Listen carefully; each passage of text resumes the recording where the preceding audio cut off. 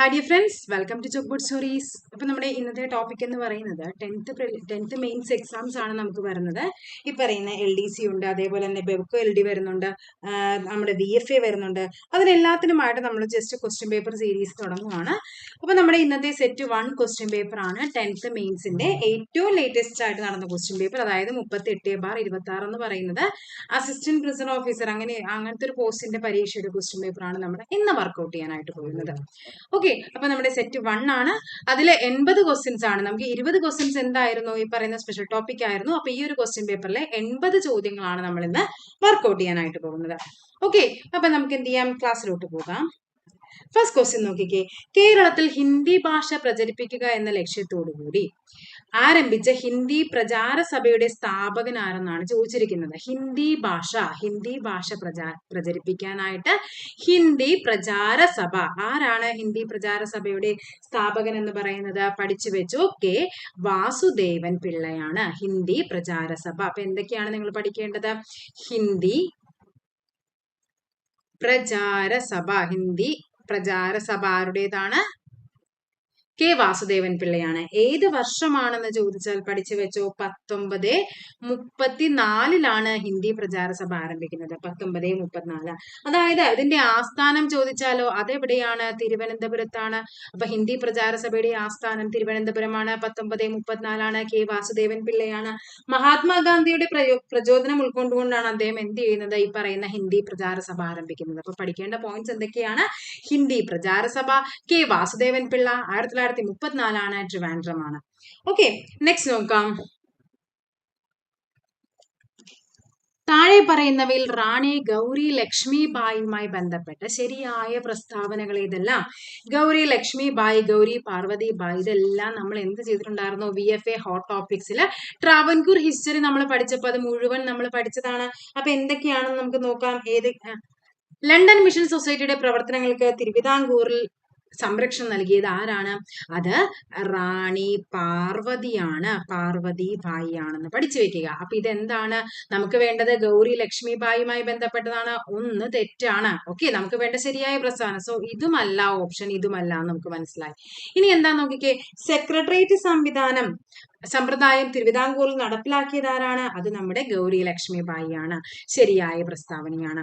സൗജന്യവും നിർബന്ധിതവുമായ വിദ്യാഭ്യാസം നടപ്പിലാക്കിയത്, സൗജന്യ വിദ്യാഭ്യാസവും ഈ പറയുന്ന പ്രൈമറി എഡ്യൂക്കേഷൻ നമ്മൾ പറഞ്ഞു, പ്രാഥമിക വിദ്യാഭ്യാസം ആരാണ്? പാർവതിബായി ആണെന്ന് പറഞ്ഞിട്ടുണ്ട്. അപ്പൊ അത് ആരല്ല? ഗൗരി ലക്ഷ്മിബായി അല്ല. അടിമ വ്യാപാരം നിർത്തലാക്കിയത് ആരാണ്? അത് ഗൗരി ലക്ഷ്മിബായി ആണ്. അപ്പൊ എന്താണ്? തിരുവിതാംകൂറിൽ അടിമക്കച്ചവടം നിർത്തലാക്കിയ വർഷം ഏതാണ്? 1812 1812 അടിമ വ്യാപാരം നിർത്തലാക്കുന്നത്. ഓക്കെ, അതേപോലെ തന്നെ തിരുവിതാംകൂർ ജില്ലാ കോടതികൾ ആരംഭിക്കുന്നതും, അതേപോലെ ദേവസ്വം ഭരണം ഇമ്പോർട്ടന്റ് ആയ ടോപ്പിക് ആണ്. ഈ പറയുന്ന ദേവസ്വം ഭരണം സർക്കാർ ഏറ്റെടുക്കുന്നത് ഏതിലാണ്? ഗൗരി ലക്ഷ്മിബായിയുടെ കാലഘട്ടത്താണ്. അതേപോലെ തന്നെയാണ് ഈ പറയുന്ന വാക്സിനേഷനും അലോപ്പതിയും ഒക്കെ സ്റ്റാർട്ട് ചെയ്യുന്നത് ആരാണ്? ഗൗരി ലക്ഷ്മിബായി ആണ്. അങ്ങനെയാണെങ്കിൽ ഗൗരി പാർവതിബായിയെ പറ്റി നമുക്ക് നോക്കണമല്ലോ. ഗൗരി പാർവതിബായിയുടെ പ്രത്യേകതകൾ എന്തൊക്കെയായിരുന്നു? അതേപോലെ ഗൗരി ലക്ഷ്മിബായി ആണ് തിരുവിതാംകൂറിലെ ആദ്യത്തെ വനിതാ ഭരണാധികാരി ആരെന്ന് ചോദിച്ചാൽ അത് ഗൗരി ലക്ഷ്മിബായി ആണ്. ഫസ്റ്റ് വുമൺ ആണ് ഗൗരി ലക്ഷ്മിബായി എന്ന് പറയുന്നത്. പാർവതിബായിയെ പറ്റി പറഞ്ഞു കഴിഞ്ഞാൽ നമുക്ക് പറയേണ്ട പോയിന്റ്സുകൾ എന്തൊക്കെയാണ്? ഈ പറയുന്ന ആദ്യത്തെ മുഴുവൻ സമയ റീജന്റ് ഭരണാധികാരി ചോദിച്ചാൽ അത് ഗൗരി പാർവതിബായി ആണ്. ഓക്കെ, പിന്നെന്താണ് പറയേണ്ടത്? ഗൗരി പാർവതിയുമായിട്ട് ബന്ധപ്പെട്ട് CMS പ്രസ് സ്ഥാപിതമായപ്പോൾ 1821 CMS പ്രസ് സ്ഥാപിതമാകുന്നുണ്ട്. ആ സമയത്ത് ആരെന്ന് ചോദിച്ചാൽ ആരാണ്? ഗൗരി പാർവതിബായി ആണ്.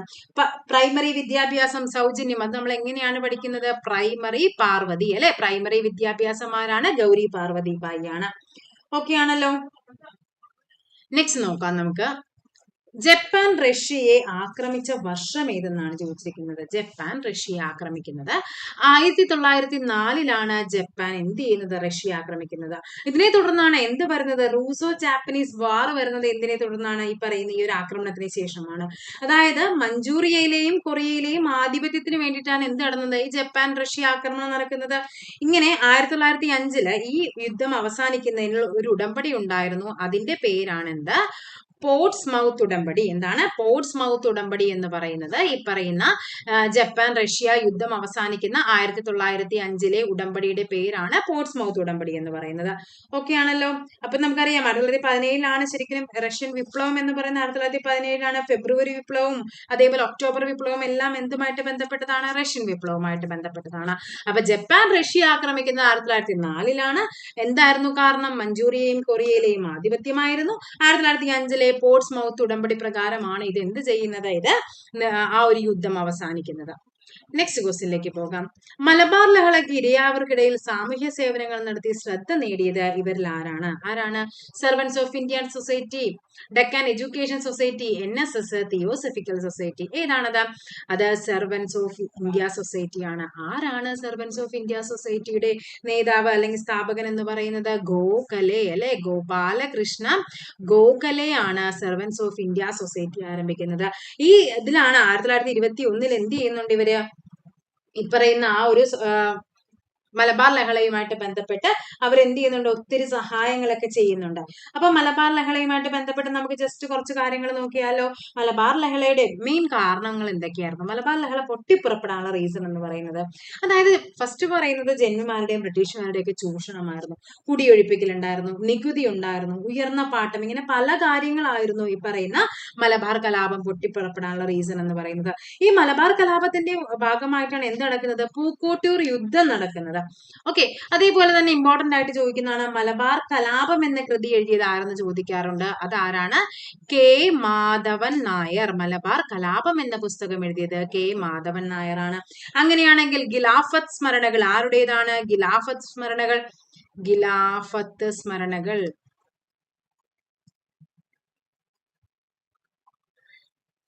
ആരുടേതാണ്? ബ്രഹ്മദത്തൻ നമ്പൂതിരിപ്പാടിന്റേതാണ്. ബ്രഹ്മദത്തൻ നമ്പൂതിരിപ്പാടാണ് ഖിലാഫത്ത് സ്മരണകൾ എന്ന പുസ്തകം എഴുതിയത്. ഓക്കെ. അപ്പൊ പിന്നെ എന്താണ് മലബാർ ലഹളയുമായിട്ട് ബന്ധപ്പെട്ട് ഏറ്റവും ഇമ്പോർട്ടന്റ് ആയ ഒരു ഫാക്ട് ഉണ്ടല്ലോ. എന്തായിരുന്നു അത്? Wagon tragedy. മലബാർ ലഹളയുമായി ബന്ധപ്പെട്ട സംഭവമാണ് വാഗൺ ട്രാജഡി. 1921 നവംബർ 10 എന്ത് നടക്കുന്നത്? വാഗൺ ട്രാജഡി നടക്കുന്നത്. ഓക്കെ. അപ്പൊ വാഗൺ ട്രാജഡിയുമായിട്ട് ബന്ധപ്പെട്ടത് ഏതാണ്? മലബാർ ലഹള. ഓക്കെ. നെക്സ്റ്റ് നോക്കാം. വിഷവൃക്ഷം എന്ന നോവൽ രചിച്ചത് ഇവരിൽ ആരാണ്? വിഷവൃക്ഷം ആരാണ്? രവീന്ദ്രനാഥ ടാഗോർ, ബിപിൻ ചന്ദ്രപാൽ, അരവിന്ദ ഘോഷ്, ബങ്കിം ചന്ദ്ര ചാറ്റർജി. ആരാണ് വിഷവൃക്ഷം എന്ന നോവൽ?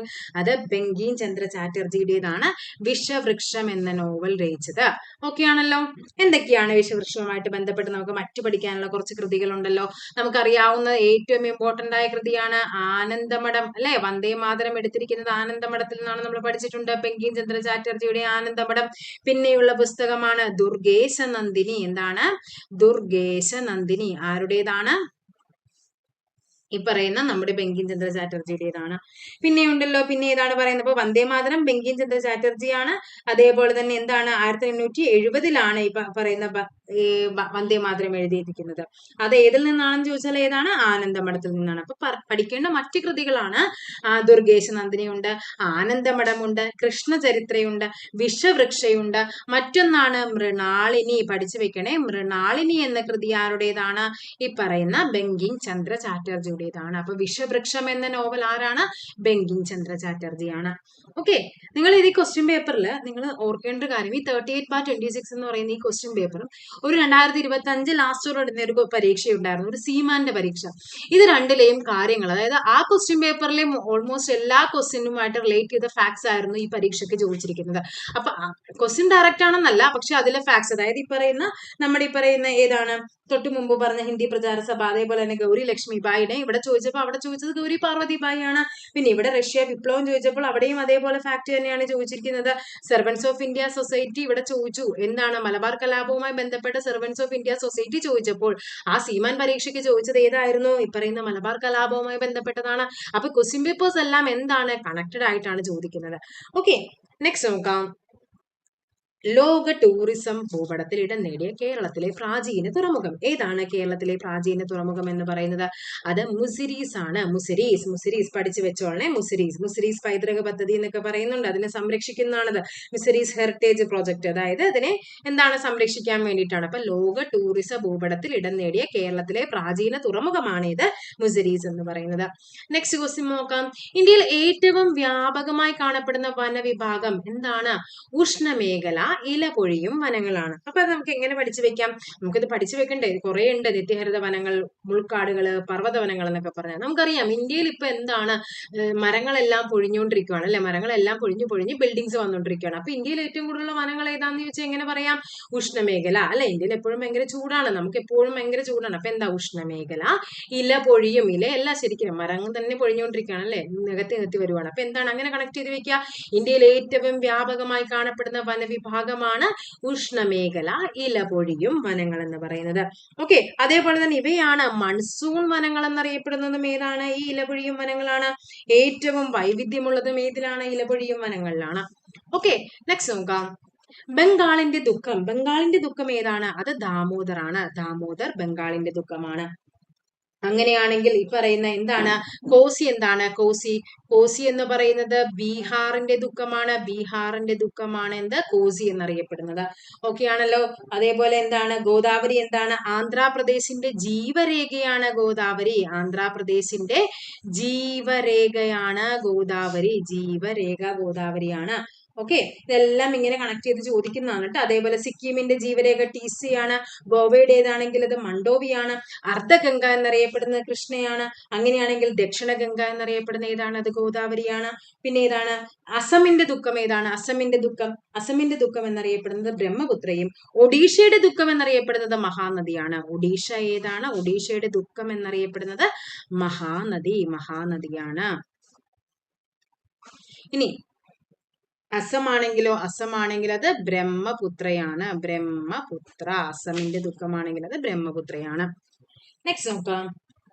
അപ്പൊ ഇവിടെ ഏതാണ് ചോദിച്ചിരുന്നത്? ബംഗാളിന്റെ ദുഃഖം ഏതാണ്? ദാമോദർ. ബീഹാറിന്റെ ദുഃഖം ഏതാണ്? കോസി. ഒഡീഷയുടെ ദുഃഖം ഏതാണ്? മഹാനദി. അസമിന്റെ ദുഃഖം ഏതാണ്? ബ്രഹ്മപുത്ര. ആന്ധ്രാപ്രദേശിന്റെ ജീവരേഖയാണ് ഗോദാവരി. ദക്ഷിണ ഗംഗ എന്നറിയപ്പെടുന്ന ഗോദാവരിയാണ്. വൃദ്ധഗംഗ എന്നറിയപ്പെടുന്ന ഗോദാവരിയാണ്. അർദ്ധഗംഗ എന്നറിയപ്പെടുന്ന ആരാണ്? കൃഷ്ണയാണ്. ഓക്കെ ആണല്ലോ. നെക്സ്റ്റ് നോക്കാം. ഇന്ത്യയിലെ ആദ്യത്തെ അണുശക്തി നിലയം സ്ഥാപിച്ചത് എവിടെയാണ്? എവിടെയാണ് ആദ്യത്തെ അണുശക്തി നിലയം? അത് താരാപൂർ ആണ്.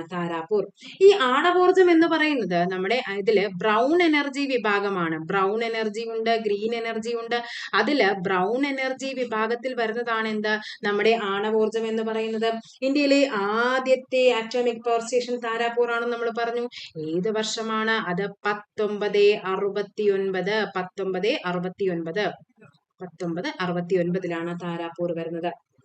അങ്ങനെയാണെങ്കിൽ അന്താരാഷ്ട്ര ആണവോർജ ഏജൻസി അതെന്താണ്? അന്താരാഷ്ട്ര ആണവോർജ ഏജൻസി എന്നാണ് വന്നത്. അത് 1957 അന്താരാഷ്ട്ര ആണവോർജ ഏജൻസി വരുന്നത്. അതിന്റെ ആസ്ഥാനം എവിടെയാണ്? അതിന്റെ ആസ്ഥാനം വിയന്ന അഥവാ ആസ്ട്രിയയിലെ വിയന്നയാണ്. ആസ്ട്രിയയിലെ വിയന്നയിലാണ്. നമ്മള് ഇപ്പൊ ചോദിക്കാറുണ്ട് ഏറ്റവും കൂടുതൽ ന്യൂക്ലിയർ ഊർജ്ജം ഉൽപ്പാദിപ്പിക്കുന്ന സംസ്ഥാനം ചോദിച്ചാൽ അത് ഏതാണ്? അത് നമ്മുടെ തമിഴ്നാടാണ് ഏറ്റവും കൂടുതൽ ന്യൂക്ലിയർ ഊർജ്ജം ഉൽപ്പാദിപ്പിക്കുന്ന സംസ്ഥാനം എന്ന് പറയുന്നത്. ഇന്ത്യയിലെ ആണവ വൈദ്യുത നിലയങ്ങളെ നിയന്ത്രിക്കുന്ന ഏതാണ്?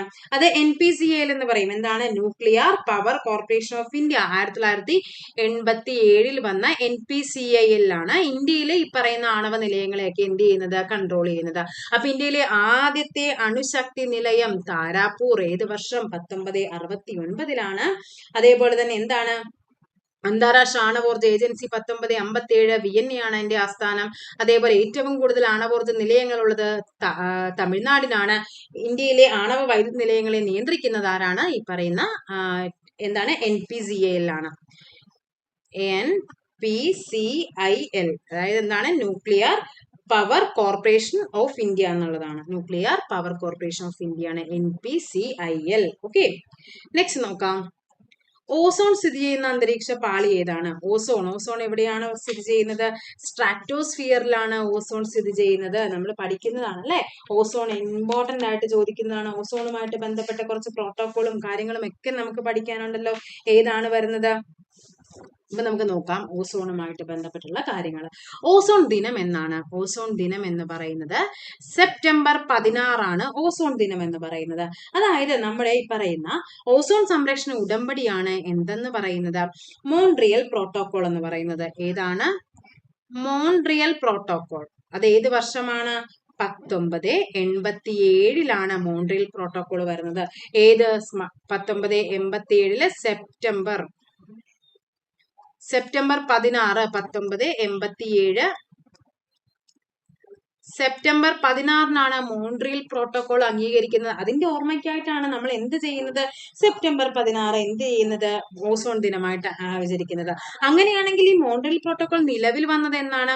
അത് ഈ പറയുന്ന 1989 2 വർഷം കഴിഞ്ഞു. ഏത്? ജനുവരി 1 1989 ജനുവരി 1 മോൺട്രിയൽ പ്രോട്ടോകോൾ നിലവിൽ വരുന്നത്. ഓക്കെ ആണല്ലോ. അപ്പൊ ഈ ഓസോൺ പാളി സ്ഥിതി ചെയ്യുന്ന എപ്പോഴും ചോദിക്കാറുണ്ട് സ്ട്രാറ്റോസ്ഫിയർ ആണ്. ആരാണ് ഓസോൺ കണ്ടുപിടിച്ചത്? ഓസോൺ കണ്ടുപിടിച്ചത് ആരെന്ന് ചോദിച്ചാൽ അത് പഠിച്ചു വെച്ചു. അത് CF ഷോൺ ആണ്. CF ഷോൺബെയ്ൻ എന്ന് പറയും. ഷോൺബെയ്ൻ ആണ്. ഓസോൺ പാളി കണ്ടെത്തിയത് ആരാണ്? അത് ഫാബ്രിയൻ ഹെൻറി എന്ന് പറയും. ആരൊക്കെയാണ്? ചാൾസ് ഫാബ്രിയും ഹെൻറി ബ്യൂൻസണും. ഓക്കെ, 2 പേരാണ്. ഫാബ്രിയൻ ഹെൻറി അങ്ങനെ പഠിച്ചു വെച്ചാൽ മതി. ഓസോൺ കണ്ടെത്തിയത് ഷോൺബെയ്ൻ ആണെങ്കിൽ ഓസോൺ പാളി കണ്ടെത്തിയത് ആരൊക്കെയാണ്? ഫാബ്രിയൻ ഹെൻറി ആണ്. ഓക്കെ, നെക്സ്റ്റ് നോക്കാം. അന്തരീക്ഷ മർദ്ദം അളക്കുന്നതിനുള്ള ഉപകരണം ഏത്? അന്തരീക്ഷ മർദ്ദമാണ് ചോദിക്കുന്നത്. അനിമോമീറ്റർ, തെർമോമീറ്റർ, മെർക്കുറി ബാരോമീറ്റർ, വിൻവെയിൻ. ഏതാണ്? അത് മെർക്കുറി ബാരോമീറ്റർ ആണ്. അനിമോമീറ്റർ എന്താണ് ഉപയോഗിക്കുന്നത്? അനിമോമീറ്റർ കാറ്റിന്റെ വേഗതയും ശക്തിയൊക്കെ അറിയാനാണ് അനിമോമീറ്റർ ഉപയോഗിക്കുന്നത്. കാറ്റാണ്. കാറ്റുമായി ബന്ധപ്പെട്ടതാണ് അനിമോമീറ്റർ. കാറ്റിന്റെ വേഗതയൊക്കെ അറിയാൻ, വേഗത എത്രയുണ്ട്, ശക്തിയുണ്ട്. തെർമോമീറ്റർ എന്താണ്? തെർമോമീറ്റർ എന്ന് പറഞ്ഞാൽ നമുക്കറിയാം അല്ലെ, ഊഷ്മാവ് അളക്കുന്നതിനുള്ളതാണ് എന്ത്? തെർമോമീറ്റർ എന്ന് പറയുന്നത്. ഇനി ഈ പറയുന്ന വിൻഡ് വെയിൻ എന്ന് പറഞ്ഞാൽ കാറ്റിന്റെ ദിശ അളക്കുന്നതാണ്. പിന്നെയും കുറെ ഉണ്ടല്ലോ. ഈ ടാക്കോമീറ്റർ എന്താണ്? ടാക്കോമീറ്റർ അത് വിമാനങ്ങളുടെയൊക്കെ വേഗത അളക്കാനാണ് ടാക്കോമീറ്റർ ഉപയോഗിക്കുന്നത്. ഓക്കെ, അപ്പൊ അനിമോമീറ്റർ, തെർമോമീറ്റർ, മെർക്കുറി ബാരോമീറ്റർ എന്താണ്? അന്തരീക്ഷ മർദ്ദം അളക്കുന്നതിനുള്ള ഉപകരണമാണ്. നെക്സ്റ്റ് നോക്കാം.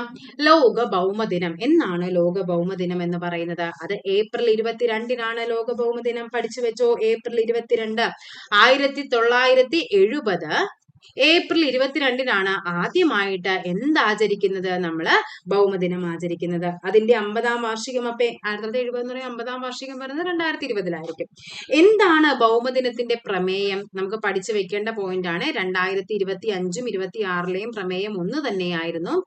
എന്താണ് വരേണ്ടത്? എഴുതുമ്പോ എന്തോ സംതിങ് മിസ്റ്റേക്ക് വരുന്നത് കൊണ്ടാണ് ഇങ്ങനെ കാണിക്കുന്നത് കേട്ടോ. 2025 26 പ്രമേയം എന്ന് പറയുന്നത് അവർ പവർ അവർ പ്ലാനറ്റ് എന്നുള്ളതാണ് അല്ലെ. നമ്മുടെ ശക്തി എന്ന് പറയുന്നത് എന്താണ്? അവർ പവർ എന്ന് പറയുന്നത് എന്താണ്? നമ്മുടെ ഭൂമി, നമ്മുടെ പ്ലാനറ്റിനെയാണ് നമ്മുടെ അവർ പ്ലാനറ്റ്. ഇതാണ് നമ്മുടെ 2025 26 ഭൗമദിനത്തിന്റെ പ്രമേയം എന്ന് പറയുന്നത്. ഓക്കെ, നെക്സ്റ്റ് നോക്കാം. നെക്സ്റ്റ് ക്വസ്റ്റ്യൻ നോക്കാം നമുക്ക്. പ്രശാന്ത് ചന്ദ്ര മഹലനോബിസ്. ആരാണ് മഹലനോബിസ്? PC മഹലനോബിസിൽ നമ്മൾ പഠിക്കുന്ന ഒരു ഫാക്ട് ആണ്. എന്ന ശാസ്ത്രജ്ഞനുമായി ബന്ധമില്ലാത്ത പ്രസ്താവനയാണ് വേണ്ടത്. ബന്ധമില്ലാത്തത്. ഇന്ത്യൻ ആസൂത്രണത്തിന്റെ ശില്പി. 8ാം പഞ്ചവത്സര പദ്ധതിയിലാണ് മഹലനോബിസിന്റെ വികസന ആസൂത്രണ നയം മുന്നോട്ട് വെച്ചത്. മഹലനോബിസ് കൽക്കട്ടിൽ ഇന്ത്യൻ സ്റ്റാറ്റിസ്റ്റിക്കൽ ഇൻസ്റ്റിറ്റ്യൂട്ട് സ്ഥാപിച്ചു. സാങ്കി എന്ന ജേണൽ ആരംഭിച്ചത് മഹലനോബിസ് ആണ്. ഇവിടെ നമുക്ക് തെറ്റായ പ്രസ്താവന എന്ന് പറയുന്നത് ഇതാണ്. അപ്പൊ നിങ്ങൾ എന്തൊക്കെ പഠിക്കണം? ഇന്ത്യൻ ആസൂത്രണത്തിന്റെ ശില്പിയാണ് PC മഹലനോബിസ് അല്ലെ. അതേപോലെ തന്നെ ഇന്ത്യൻ സ്ഥിതി വിവരശാസ്ത്ര വിഭാഗത്തിന്റെ പിതാവാണ്. ഇന്ത്യൻ ബജറ്റിന്റെ പിതാവാണ് PC മഹലനോബിസ്. പിന്നെന്താണ്? സ്വതന്ത്ര ഇന്ത്യയിൽ ആദ്യമായി ദേശീയ വരുമാനം കണക്കാക്കിയ വ്യക്തിയാണ്. ഇദ്ദേഹത്തിന്റെ പുസ്തകമാണ് സംഖ്യ എന്ന് പറയുന്ന പ്രസിദ്ധീകരണം. ആരുടേതാണ്? മഹലനോബിസിന്റേതാണ്. ഇനി ദേശീയ സ്റ്റാറ്റിസ്റ്റിക്കൽ ദിനം എന്നാണ്? അത് ജൂൺ 29 അദ്ദേഹത്തിന്റെ, അതായത് PC മഹലനോബിസിന്റെ ജന്മദിനമായ ജൂൺ 29 ദേശീയ സ്റ്റാറ്റിസ്റ്റിക്കൽ ദിനമായിട്ട് നമ്മൾ ആചരിക്കുന്നത്. അപ്പൊ ഈ 8ാം പഞ്ചവത്സര പദ്ധതിയാണ് മഹലനോബിസിന്റെ വികസന ആസൂത്രണ നയം എന്ന് പറഞ്ഞു. അപ്പൊ തെറ്റാണെന്ന് പറഞ്ഞല്ലോ. അപ്പൊ ഏതാണ്? സെക്കൻഡ്. നമ്മൾ ഫസ്റ്റ് ഹെറോഡോമർ പറയുന്നുണ്ട് സെക്കൻഡ് പഞ്ചവത്സര പദ്ധതിയാണ് എന്തെന്നറിയപ്പെടുന്നത്? ഈ പറയുന്ന മഹലനോബിസ് മോഡൽ എന്ന് നമ്മൾ അറിയപ്പെടുന്നത്. ഓക്കെ, ഇമ്പോർട്ടന്റ് ആയ വ്യക്തിയാണ്, പഠിച്ചു വെക്കേണ്ട പോയിന്റ് ആണ് PC മഹലനോബിസ് എന്ന് പറയുന്നത്. നെക്സ്റ്റ് നോക്കാം. ഭൂപരിഷ്കരണത്തിന്റെ ഭൂപരിധി നിശ്ചയിക്കൽ എന്ന നടപടിയുമായി ബന്ധമുള്ള പ്രസ്താവനകൾ ഏതെല്ലാം എന്നാണ് ചോദിച്ചിരിക്കുന്നത്. ഏതൊക്കെയാണ്? ഭൂമിയിൽ അധ്വാനിക്കുന്നവരിൽ നിന്നും പാട്ടം ചുമത്തുക, ഒരു വ്യക്തിക്ക് കൈവശം വയ്ക്കാവുന്ന ഭൂമിയുടെ പരിധി നിശ്ചയിക്കുക, പിന്നെ എന്താണ്? കാർഷിക ഉൽപാദനക്ഷമതയിലെ പ്രാദേശിക അസമത്വം വർദ്ധിപ്പിക്കുക, ഭൂ ഉടമസ്ഥത കുറച്ചുപേരിൽ കേന്ദ്രീകരിക്കുന്നത് ഒഴിവാക്കുക. ഏതായിരിക്കും ആൻസർ ആയിട്ട് വരേണ്ടത്? ഈ പറയുന്ന 2ഉം 4ഉമാണ് ഭൂപരിധി നിശ്ചയിക്കൽ എന്നൊരു കൺസെപ്റ്റിൽ വരുന്നത്. അതായത് നമ്മുടെ കേരളത്തിലെ ഭൂപരിഷ്കരണ നിയമത്തിലെ 82ാം വകുപ്പ് പ്രകാരം ഒരു വ്യക്തിക്ക് പരമാവധി കൈവശം വെക്കാൻ പറ്റുന്നത് 7.5 ഏക്കറാണ്. പക്ഷെ അതൊക്കെ ഒരു കുടുംബത്തിലേക്ക് വരുമ്പോൾ അത് എത്രയാണ്? മാക്സിമം 15 ഏക്കർ വരെ പാടുള്ളൂ. അതായത് ഒരു കുടുംബത്തില് അച്ഛന് 7.5, അമ്മക്ക് 7.5, മക്കൾക്ക് 2 പേർക്ക് 7.5 എന്ന് വരുമ്പോൾ എത്ര വന്നു? 30 വന്നു. അങ്ങനെ പാടില്ല. എന്താണ് പറഞ്ഞിരിക്കുന്നത്? ഒരു കുടുംബത്തിന് കൈവശം വെക്കാവുന്ന മാക്സിമം എന്ന് പറയുന്നത് 15 ഏക്കറും, ഒരു വ്യക്തിക്കാണെങ്കിൽ അത് 7.5 ഏക്കറും, ഒരു കുടുംബത്തിൽ 5 പേരുണ്ടെങ്കിൽ അവർക്ക് മാക്സിമം കൈവശം വെക്കാവുന്നത് 20ഉമാണ്. ഇതായിരുന്നു ഭൂപരിധി ആ ഒരു നിയമത്തിൽ പറയുന്നത്. ഓക്കെ, നമുക്കറിയാം ഈ പറയുന്ന കേരള നിയമസഭ കാർഷിക ബദ്ധ ബില്ല് പാസാക്കിയത് എന്നത് ചോദിക്കാറുണ്ട്. എന്നാണ്?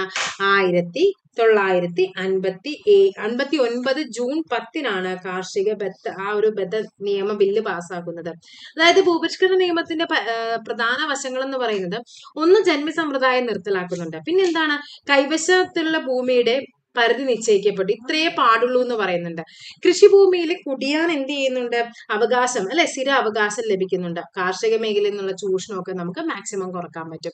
ഇതൊക്കെയായിരുന്നു കാര്യങ്ങൾ എന്ന് പറയുന്നത്. അപ്പൊ ഭൂപരിധി നിശ്ചയിക്കല് എന്ന് പറയുന്നത് കൊണ്ട് ഉദ്ദേശിക്കുന്നത് ഈ 2 കാര്യങ്ങളാണ് മെയിൻ ആയിട്ട് പഠിക്കേണ്ടത്. നെക്സ്റ്റ് നോക്കാം. നീതി ആയോഗിന്റെ ഭരണപരിഷ്കരണ വിഭാഗം വിവിധ മേഖലകളിലെ ഭരണത്തിൽ ദീർഘകാലവും വ്യവസ്ഥാപിതവുമായ പരിവർത്തനത്തിന് ഉത്തരവാദിയാണ്.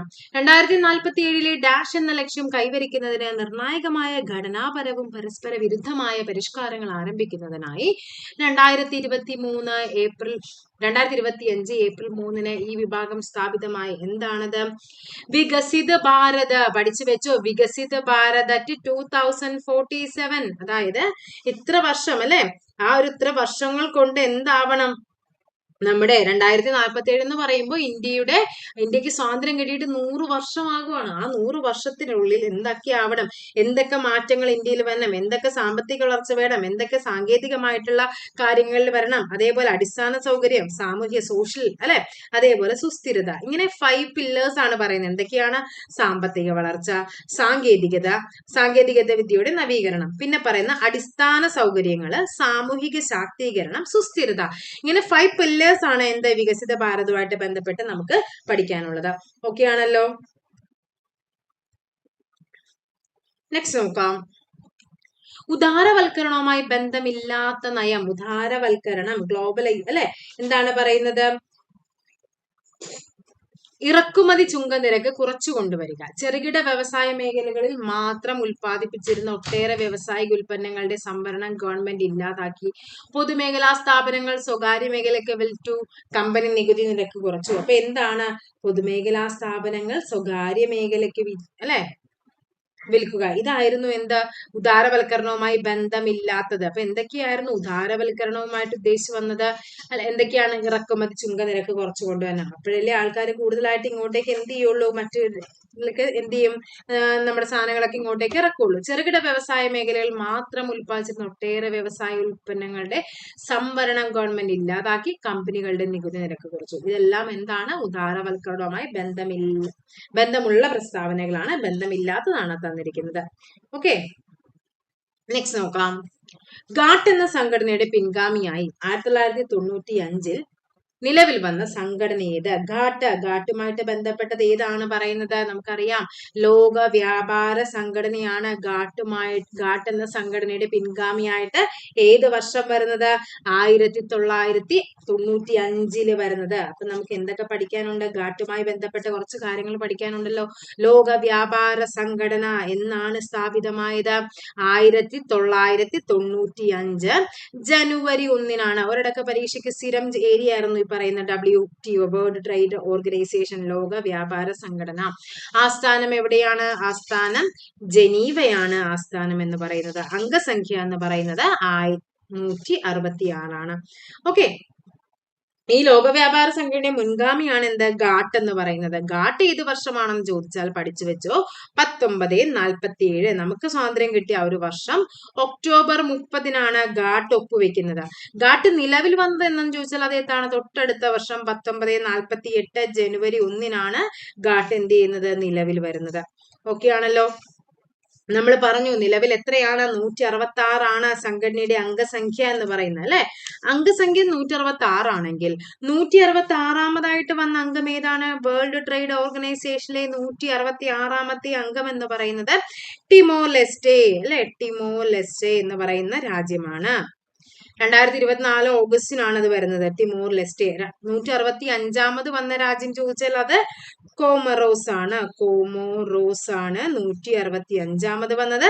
166 വന്നതാണ് എന്ത്? ടിമോർ ലെസ്റ്റേ എന്ന് പറയുന്നത്. ടിമോർ ലെസ്റ്റേ 166 വേൾഡ് ട്രേഡ് ഓർഗനൈസേഷന്റെ 166 അംഗമാണ് ടിമോർ ലെസ്റ്റേ. അങ്ങനെയാണെങ്കിൽ വേൾഡ് ട്രേഡ് ഓർഗനൈസേഷന്റെ നിലവിലെ ഡയറക്ടർ ജനറൽ ആരാണ്? ഡയറക്ടർ ജനറൽ അതായത് ഇപ്പൊ അത് 7ാമത്തെയാണ്. 7ാമത്തെ അതായത് ഒരു ആഫ്രിക്കൻ വനിതയാണ്. ഇതിന്റെ പേരെന്ന് പറയുന്നത് എങ്ങനെയാണ് പ്രൊനൗൺസ് ചെയ്യണേന്ന് അറിയില്ല. ഗോസി ഒക്കോഞ്ചോ ഇവേല, ഇതിങ്ങനെയാണ് സ്പെല്ലിങ് വരുന്നത്. അതായത് 7ാമത്തെ നമ്മുടെ വേൾഡ് ട്രേഡ് ഓർഗനൈസേഷന്റെ നിലവിലെ ഡയറക്ടർ ജനറൽ ആണ്. ഈ പദവിയിലെത്തുന്ന ആദ്യ വനിതയും ആരാണ്? ഈ പറയുന്ന നമ്മുടെ ഈ വ്യക്തിയാണ്. ആഫ്രിക്കക്കാരിയാണെന്ന് കൂടി ഓർത്തിരിക്കുക. നെക്സ്റ്റ് നോക്കാം. നെക്സ്റ്റ് ക്വസ്റ്റ്യൻ നോക്കാം നമുക്ക്. എന്താ പറഞ്ഞിരിക്കുന്നത് നോക്കിക്കേ. ഹരിത വിപ്ലവത്തിന്റെ നേട്ടങ്ങളിൽ ഉൾപ്പെടാത്തതാണ് നമുക്ക് വേണ്ടത് അല്ലെ. അവിടെ നമുക്ക് നോക്കാം എന്തൊക്കെയാണ് പറഞ്ഞിരിക്കുന്നത്. ഭക്ഷ്യധാന്യങ്ങളുടെ വില കുറഞ്ഞു, കമ്പോള മിച്ചം വർദ്ധിച്ചു, ഗോതമ്പ് വിപ്ലവം എന്നറിയപ്പെട്ടു. അതേപോലെ തന്നെ എന്താണ്? ഭക്ഷ്യധാന്യങ്ങളുടെ കാര്യത്തിൽ സ്വയം പര്യാപ്തത നേടി. ഇത്രയും കാര്യങ്ങളാണ് പറഞ്ഞിരിക്കുന്നത്. അപ്പൊ നമുക്കറിയാം ഹരിത വിപ്ലവം എന്ന് പറയുന്നത് ആരാണ്? ഇന്ത്യൻ ഹരിത വിപ്ലവത്തിന്റെ പിതാവ് എന്നറിയപ്പെടുന്നത്. ഇന്ത്യൻ ഹരിത വിപ്ലവത്തിന്റെ പിതാവ് ആരാണ്? അത് നമ്മുടെ MS സ്വാമിനാഥനാണ്. അങ്ങനെയാണെങ്കിൽ ഹരിത വിപ്ലവത്തിന്റെ പിതാവ് ആരാണ്? ഹരിത വിപ്ലവത്തിന്റെ പിതാവ് എന്ന് പറയുന്നത് നോർമൻ ബോർലോഗ് ആണ്. തിരിഞ്ഞു പോകരുത്. ഹരിത വിപ്ലവത്തിന്റെ പിതാവ് നോർമൻ ബോർലോഗും ഇന്ത്യൻ ഹരിത വിപ്ലവത്തിന്റെ പിതാവാണ് ആര്? നമ്മുടെ MS സ്വാമിനാഥൻ. ഇവിടെ നമുക്ക് ആൻസർ ആയിട്ട് PS തന്നിരിക്കുന്നത് ഗോതമ്പ് വിപ്ലവം എന്നറിയപ്പെട്ടു എന്നുള്ളതാണ്. അതായത് ഹരിത വിപ്ലവത്തിന്റെ മറ്റൊരു പേരാണ് ഗോതമ്പ് വിപ്ലവം. കാരണം ആ സമയത്ത് ഹരിത വിപ്ലവത്തിന്റെ ഫലമായിട്ട് ഏറ്റവും കൂടുതൽ ഉത്പാദിപ്പിച്ച ഒരു സാധനമായിരുന്നു ഗോതമ്പ്. അതുകൊണ്ടാണ് ഗോതമ്പ് വിപ്ലവം എന്നറിയപ്പെടുന്നത്. പക്ഷെ ഇവിടെ നേട്ടങ്ങളായിട്ട് ചോദിച്ചുകൊണ്ട് ആയിരിക്കാം ചിലപ്പോൾ ആൻസർ അതായിട്ട് തന്നിരിക്കുന്നത്. ബാക്കി എല്ലാം എന്താണ്? അതിന്റെ ഒരു എന്തായിരുന്നു? ബെനിഫിറ്റ്സ് ആയിരുന്നു അല്ലെ, ഉണ്ടായിരുന്ന കാര്യങ്ങളായിരുന്നു. ഓക്കെ, അപ്പൊ നമുക്ക് നോക്കാം ഹരിത വിപ്ലവം. അതേപോലെ തന്നെ ഇപ്പൊ നമ്മൾ പറഞ്ഞ കാര്യങ്ങൾ എന്തൊക്കെയാണ്? MS സ്വാമിനാഥനെ പറ്റി പറഞ്ഞു. ഹരിത വിപ്ലവം ആരംഭിച്ച രാജ്യം ചോദിച്ചു കഴിഞ്ഞാൽ അത് ഏതാണ്? ഹരിത വിപ്ലവം ആരംഭിച്ചത് പരീക്ഷയ്ക്ക് ചോദിക്കാറുള്ളതാണ്. ഹരിത വിപ്ലവം ആരംഭിച്ചത് ചോദിച്ചു കഴിഞ്ഞാൽ അത് മെക്സിക്കോയാണ്. മെക്സിക്കോ. അങ്ങനെയാണെങ്കിൽ ഹരിത വിപ്ലവത്തിന്റെ ഏഷ്യൻ ഗൃഹം അല്ലെങ്കിൽ ഏഷ്യൻ ഗേഹം എന്നൊക്കെ അറിയപ്പെടുന്ന ഏതാണ്? അത് ഫിലിപ്പൈൻസ് ആണ്. ഫിലിപ്പൈൻസ് ആണ് ഹരിത വിപ്ലവത്തിന്റെ ഏഷ്യൻ ഗൃഹം എന്നറിയപ്പെടുന്നത്, ഏഷ്യൻ ഗേഹം എന്നറിയപ്പെടുന്നത്. ഓക്കെ, അതേപോലെ തന്നെ ഏതാണ്? 1960 മുതൽ 1970 വരെയാണ് ഒന്നാം ഘട്ടവും 1970 മുതൽ 1980 പകുതി വരെ എന്താണ്? രണ്ടാം ഘട്ടം. ഇത് 70 പകുതി വരെയാണ്. ഇവിടെ എന്താണ്? 70 പകുതി മുതൽ 80 വരെ, 80 പകുതി വരെയും എന്തായിരുന്നു? ഈ പറയുന്ന നമ്മുടെ രണ്ടാം ഘട്ടം എന്ന് പറയുന്നു. അതായത് ഭക്ഷ്യക്ഷാമം ഇല്ലാതായിട്ടുണ്ട്, ധാന്യങ്ങളുടെ വില കുറഞ്ഞിട്ടുണ്ട്, കമ്പോള മിച്ചം വർദ്ധിക്കുന്നതിന് കാരണമായിട്ടുണ്ട്. അതേപോലെ ഹരിത വിപ്ലവം ഇന്ത്യയിലെ ദേശീയ വരുമാനത്തിൽ വർധനമുണ്ടാക്കിയിട്ടുണ്ട്. ഓക്കെ, പിന്നെന്താണ്? ഇതിന്റെ പോരായ്മകൾ ചോദിക്കാറുണ്ട്. എന്തൊക്കെയാണ്? അതായത് ഹരിത വിപ്ലവം നടത്തിയെങ്കിലും അത് ചില സംസ്ഥാനങ്ങളിലായിട്ട് എന്ത് ചെയ്തു? മാത്രമായിട്ട് നിന്നിരുന്നു. അതേപോലെ തന്നെ എന്താണ്? ഗുണം കൂടുതൽ ലഭിച്ച ആർക്കായിരുന്നു? ധനികരായ കർഷകർക്കായിരുന്നു ഗുണം കൂടുതൽ ലഭിച്ചത്. ഇതൊക്കെ അതിന്റെ പോരായ്മകളായിരുന്നു. ഓക്കെ ആണല്ലോ. നെക്സ്റ്റ് ക്വസ്റ്റ്യനിലേക്ക് പോകാം. ഭരണഘടനയുടെ ലക്ഷ്യപ്രമേയം ഭരണഘടനാ നിർമ്മാണ സഭ ചേരുംപടി ചേർക്കാനാണ് അല്ലെ പറഞ്ഞിരിക്കുന്നത്. ഭരണഘടനാ ഡ്രാഫ്റ്റിംഗ് കമ്മിറ്റി, പിന്നെന്താണ്? ഭരണഘടനയുടെ ഭരണഘടനാ നിർമ്മാണ സഭയുടെ താൽക്കാലിക അധ്യക്ഷൻ. ഇത്രയുമാണ് നമുക്ക് തന്നിരിക്കുന്നത്. നമുക്ക് നോക്കാം എന്തൊക്കെയാണ് ആൻസർ ആയിട്ട് വരേണ്ടതെന്ന്. ശരിയായതാണ്. ഭരണഘടനയുടെ ലക്ഷ്യപ്രമേയം ആരാണ്? ജവഹർലാൽ നെഹ്റു ആണ്. ശരിയായ പ്രസ്താവനയാണ്. ഭരണഘടനാ നിർമ്മാണ സഭയുടെ സ്ഥിരം അധ്യക്ഷൻ ആരായിരുന്നു? ഡോക്ടർ രാജേന്ദ്ര പ്രസാദ്. ശരിയാണ്. താൽക്കാലിക അധ്യക്ഷനാണ് ആര്? ഡോക്ടർ സച്ചിദാനന്ദ സിൻഹ. ഭരണഘടനയുടെ ഡ്രാഫ്റ്റിംഗ് കമ്മിറ്റിക്ക് രൂപം നൽകിയത് ആരാണ്? ഡ്രാഫ്റ്റിംഗ് കമ്മിറ്റി അത് അംബേദ്കർ ആയിരുന്നു. അപ്പൊ ഇവിടെ 3 തെറ്റാണ്. ശരിയായ ജോഡി എന്ന് പറയുമ്പോൾ ഓപ്ഷൻ ബി 1, 2, 4 അവിടെ ശരിയായിട്ട് വരുന്നത്.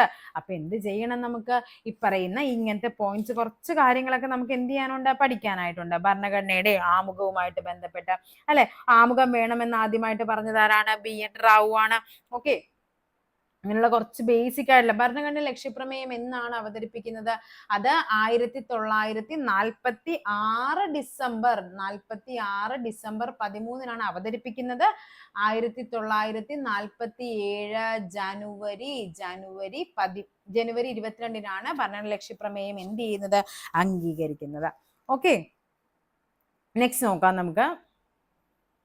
താഴെ കൊടുത്തിരിക്കുന്നതിൽ മൗലിക അവകാശങ്ങളെ പറ്റി സംബന്ധിച്ച ഏറ്റവും ഉചിതമായ പ്രസ്താവന വ്യക്തിത്വ വികസനത്തിന് അടിസ്ഥാനമായ അവകാശങ്ങൾ ആണോ? അത് മാത്രമല്ല അല്ലെ. ഒരു ജനാധിപത്യത്തിന്റെ പ്രക്രിയ ഇടപെടുന്നതിന് പൗരന് ലഭിക്കേണ്ട അവകാശങ്ങൾ, അതുമല്ല ഒരു രാജ്യത്തെ ഭരണഘടനയിൽ ഉൾപ്പെടുത്തുകയും ഭരണഘടന സംരക്ഷിക്കുകയും ചെയ്യുന്ന അവകാശങ്ങളെയാണ് നമ്മൾ മൗലിക അവകാശങ്ങൾ എന്ന് പറയുന്നത്. അത് എന്തിൽ പറഞ്ഞിട്ടുണ്ട്? നമ്മുടെ ഭരണഘടനയിൽ പ്രതിപാദിച്ചിരിക്കുന്ന കാര്യങ്ങളാണ്. ഓക്കെ, അപ്പൊ മൗലിക അവകാശങ്ങൾ എന്ന് പറയുന്ന ആശയം കടമെടുത്തിരുന്ന എവിടെ നിന്നാണ്? മൗലിക അവകാശങ്ങൾ എവിടെ നിന്നാണ്? USA നിന്നാണ് മൗലിക അവകാശങ്ങൾ കടം കൊണ്ടത്. ആമുഖം കടം കൊണ്ടത് എവിടെ നിന്നാണ്? USA നിന്നാണ്.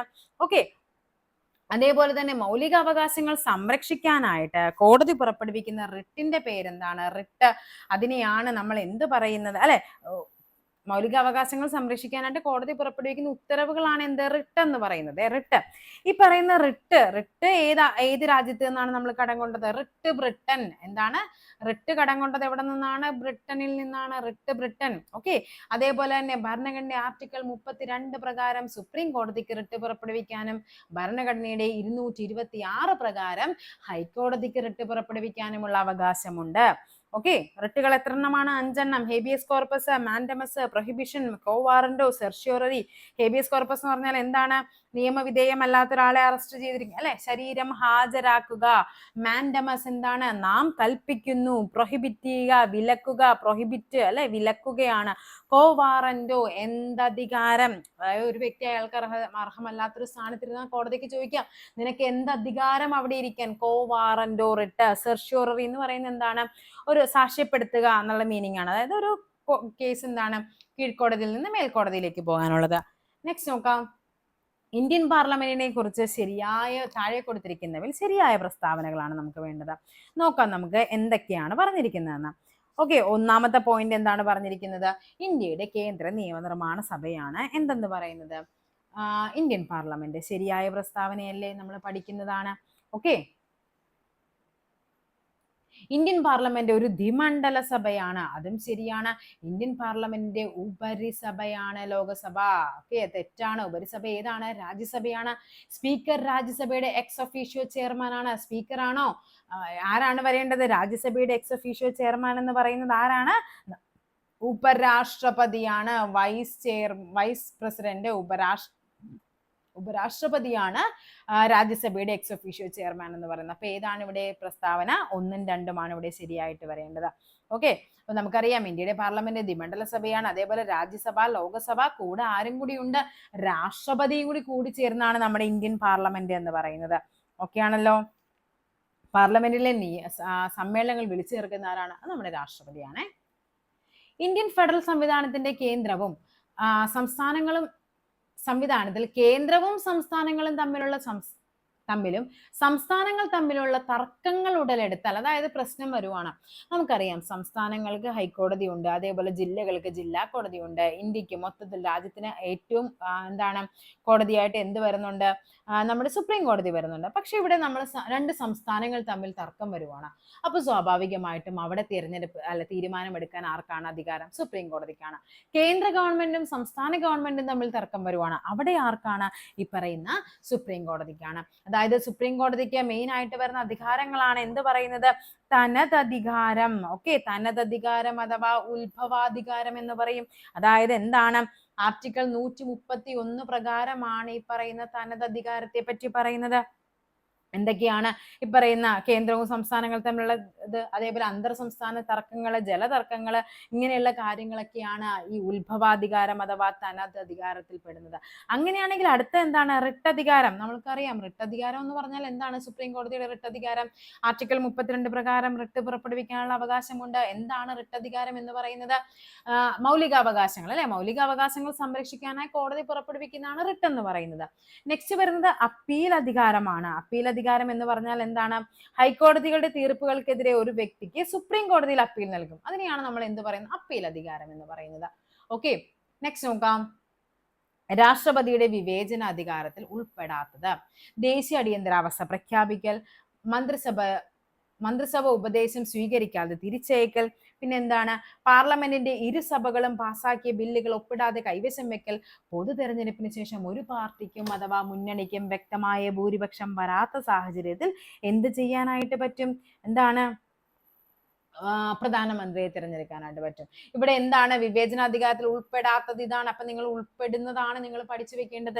അപ്പൊ എന്താണ് വിവേചനാധികാരം എന്ന് പറഞ്ഞാൽ, നമ്മളിപ്പോ നേരത്തെ സുപ്രീം കോടതിയുടെ തനതധികാരവും റിട്ട് അധികാരവും അപ്പീൽ അധികാരവും ഒക്കെ പറഞ്ഞു. രാഷ്ട്രപതിയുടെ വിവേചനാധികാരം എന്ന് പറഞ്ഞാൽ എന്താണ് മീൻ ചെയ്യുന്നത്, അതായത് നമ്മൾ നോർമലി ഭരണഘടനയുടെ തീരുമാനപ്രകാരം മന്ത്രിസഭ എന്താണോ പറയുന്നത് അതാണ് രാഷ്ട്രപതി ചെയ്യുന്നത്. പക്ഷെ ചില സാഹചര്യങ്ങൾ രാഷ്ട്രപതിക്ക് തോന്നും ഇത് ശരിയാവില്ല, ഈ ഒരു കാര്യം മുന്നോട്ട് കൊണ്ടുപോയാൽ ശരിയാവില്ല. പക്ഷെ എന്താണ്, മന്ത്രിസഭയും എല്ലാവരും അതിന് ഓക്കെയാണ്. പക്ഷെ രാഷ്ട്രപതിക്ക് തോന്നി ഇത് ശരിയല്ലാത്തൊരു കാര്യമാണ്. രാഷ്ട്രപതിക്ക് എന്ത് ചെയ്യാനായിട്ട് പറ്റും, സ്വന്തമായി തീരുമാനമെടുക്കാൻ പറ്റും. അതൊക്കെയാണ് ഈ പറയുന്നത്. എന്താണ്, ഉണ്ടോ, ഉപദേശം സ്വീകരിക്കാതെ തിരിച്ചയക്കാം. രണ്ട് സഭകളും പാസ്സാക്കി, പക്ഷെ ഞാൻ എന്ത് ചെയ്യുന്നില്ല, രാഷ്ട്രപതി ഒപ്പുവെച്ചാലാണല്ലോ ഒരു സംഭവം ബില്ല് എന്തായിട്ട് മാറുന്നത്, അത് പാസ്സാവുന്നത്. അത് ഞാൻ ഒപ്പുവെക്കാതെ ഞാൻ അവിടെ വെക്കുവാണ്. അപ്പൊ എന്ത് ചെയ്യാൻ പറ്റില്ല, അവർക്കൊന്നും ചെയ്യാനായിട്ട് പറ്റില്ല. അതൊക്കെയാണ് വിവേചനാധികാരം എന്നതുകൊണ്ട് ഉദ്ദേശിക്കുന്നത്. ഓക്കെ, നെക്സ്റ്റ് ക്വസ്റ്റ്യനിലേക്ക് പോയാലോ. എന്താ പറഞ്ഞിരിക്കുന്നത് നോക്കാം. താഴെ കൊടുത്തിരിക്കുന്നവ ഏത് പട്ടികയിലാണ് യൂണിയൻ ലിസ്റ്റിൽ ഉൾപ്പെടുന്നത്? അപ്പൊ എന്ത് നോക്കണം, നമുക്ക് ഓരോ ലിസ്റ്റുകളും എന്തൊക്കെയാണ് എങ്ങനെയൊക്കെയാണ് വരുന്നതെന്ന് നമുക്ക് നോക്കണം. യൂണിയൻ ലിസ്റ്റില് ഇവിടെ നമുക്ക് പറഞ്ഞിരിക്കുന്നത് പോലീസ്, ആണവോർജം, റെയിൽവേ, ജയില്. ഇവിടെ ജയിൽ എന്താണ്, ജയില് പോലീസ് വരുന്നത് സ്റ്റേറ്റ് ലിസ്റ്റ് ആണ്.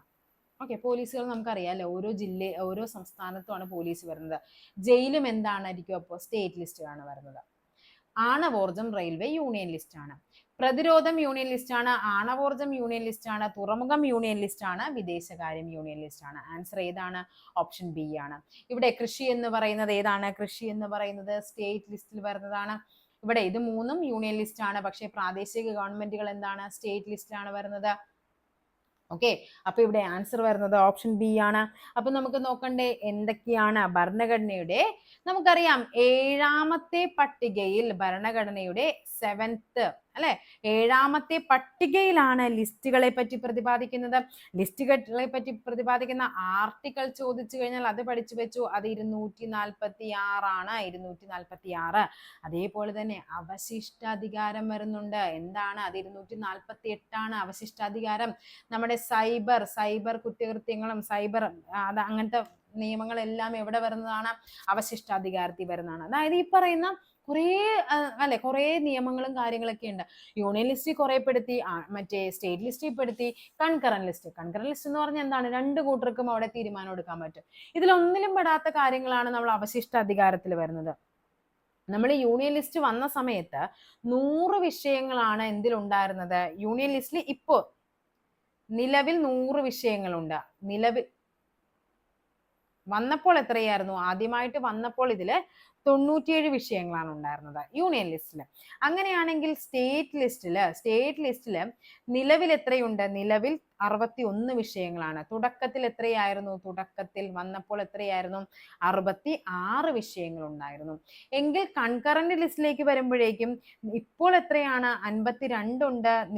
തുടക്കത്തിൽ എത്രയായിരുന്നു, 47 ആയിരുന്നു. ഇവിടെ ഉണ്ടായിരുന്ന 5 കാര്യങ്ങൾ നമ്മൾ എന്തിലേക്ക് മാറ്റുന്നുണ്ട്? സ്റ്റേറ്റ് ലിസ്റ്റ് ഉണ്ടായിരുന്ന 5 കാര്യങ്ങൾ 1976 42 ഭേദഗതി പ്രകാരമാണ് ഇത് എന്ത് ചെയ്യുന്നത്? യൂണിയൻ ലിസ്റ്റിൽ ഉണ്ടായിരുന്ന സ്റ്റേറ്റ് ലിസ്റ്റിൽ ഉണ്ടായിരുന്ന കുറെ കാര്യങ്ങൾ കൺകറന്റ് ലിസ്റ്റിലേക്ക് മാറ്റുന്നുണ്ട്. 5 എണ്ണം ഏതൊക്കെയാണ്? വിദ്യാഭ്യാസമുണ്ട്, വനമുണ്ട്, അളവ് തൂക്കം, വിദ്യാഭ്യാസം, വനം, അളവ് തൂക്കം, നീതിന്യായം, വന്യമൃഗങ്ങളുടെയും പക്ഷിമൃഗാദികളുടെയൊക്കെ സംരക്ഷണം. ഈ 5 കാര്യങ്ങളാണ് പിന്നീട് മാറ്റുന്നത്.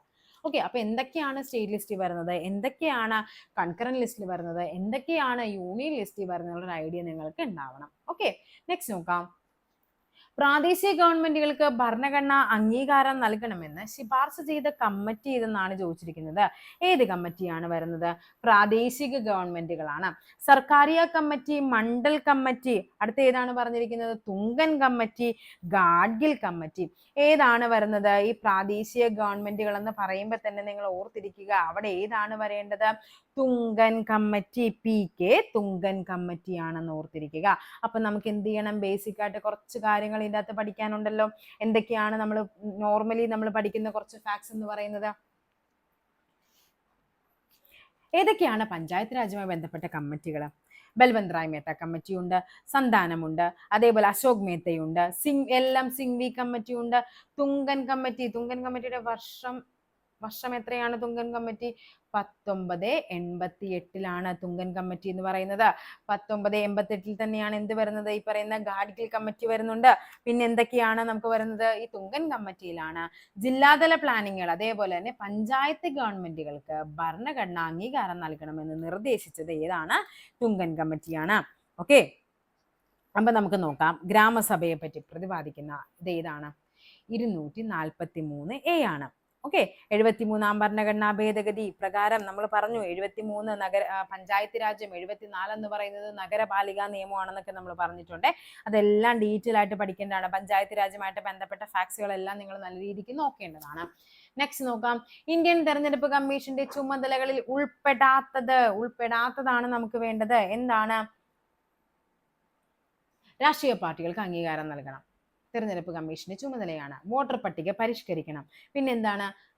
രാഷ്ട്രീയ പാർട്ടികൾക്കും സ്ഥാനാർത്ഥികൾക്കും ചിഹ്നം അനുവദിക്കണം. പ്രാദേശിക ഗവൺമെന്റുകൾക്ക് തിരഞ്ഞെടുപ്പ് ആരാണ് നടത്തുന്നത്? അത് ഇന്ത്യൻ തെരഞ്ഞെടുപ്പ് കമ്മിറ്റി അല്ല. ആരാണ്? സംസ്ഥാന തെരഞ്ഞെടുപ്പ് കമ്മീഷനുകളാണ്. അപ്പൊ ഏതാണ് ആൻസർ ആയിട്ട് വരേണ്ടത്? ഓപ്ഷൻ ഡി ആണ് ആൻസർ എന്ന് പറയുന്നത്. നെക്സ്റ്റ് നോക്കാം. പുനർനാമകരണം ചെയ്യപ്പെട്ട കേരള ഗവർണറുടെ ഔദ്യോഗിക വസതി ഇപ്പോൾ അറിയപ്പെടുന്നത്? രാജ്ഭവൻ എന്നായിരുന്നു ഗവർണറുടെ വസതിയുടെ പേര്. ഇപ്പോൾ അതെന്താണ് അറിയപ്പെടുന്നത്? ലോക് ഭവൻ. എന്താണ്? ലോക് ഭവൻ ആണ്. ഓക്കെ, അപ്പൊ എല്ലാ രാജ്യത്തുടനീളമുള്ള എല്ലാ രാജ്ഭവനുകളെയും എന്താക്കി മാറ്റി? ലോക് ഭവനുകളാക്കി മാറ്റി. അതേപോലെ തന്നെ രാജ്നിവാസ് ഉണ്ടായിരുന്നു. അതായത് നമ്മൾ ലഫ്റ്റനന്റ് ഗവർണർമാരുണ്ടല്ലോ, അവരുടെ വസതിയുടെ പേര് രാജ്നിവാസ് എന്നുള്ളത് എന്താക്കി മാറ്റി?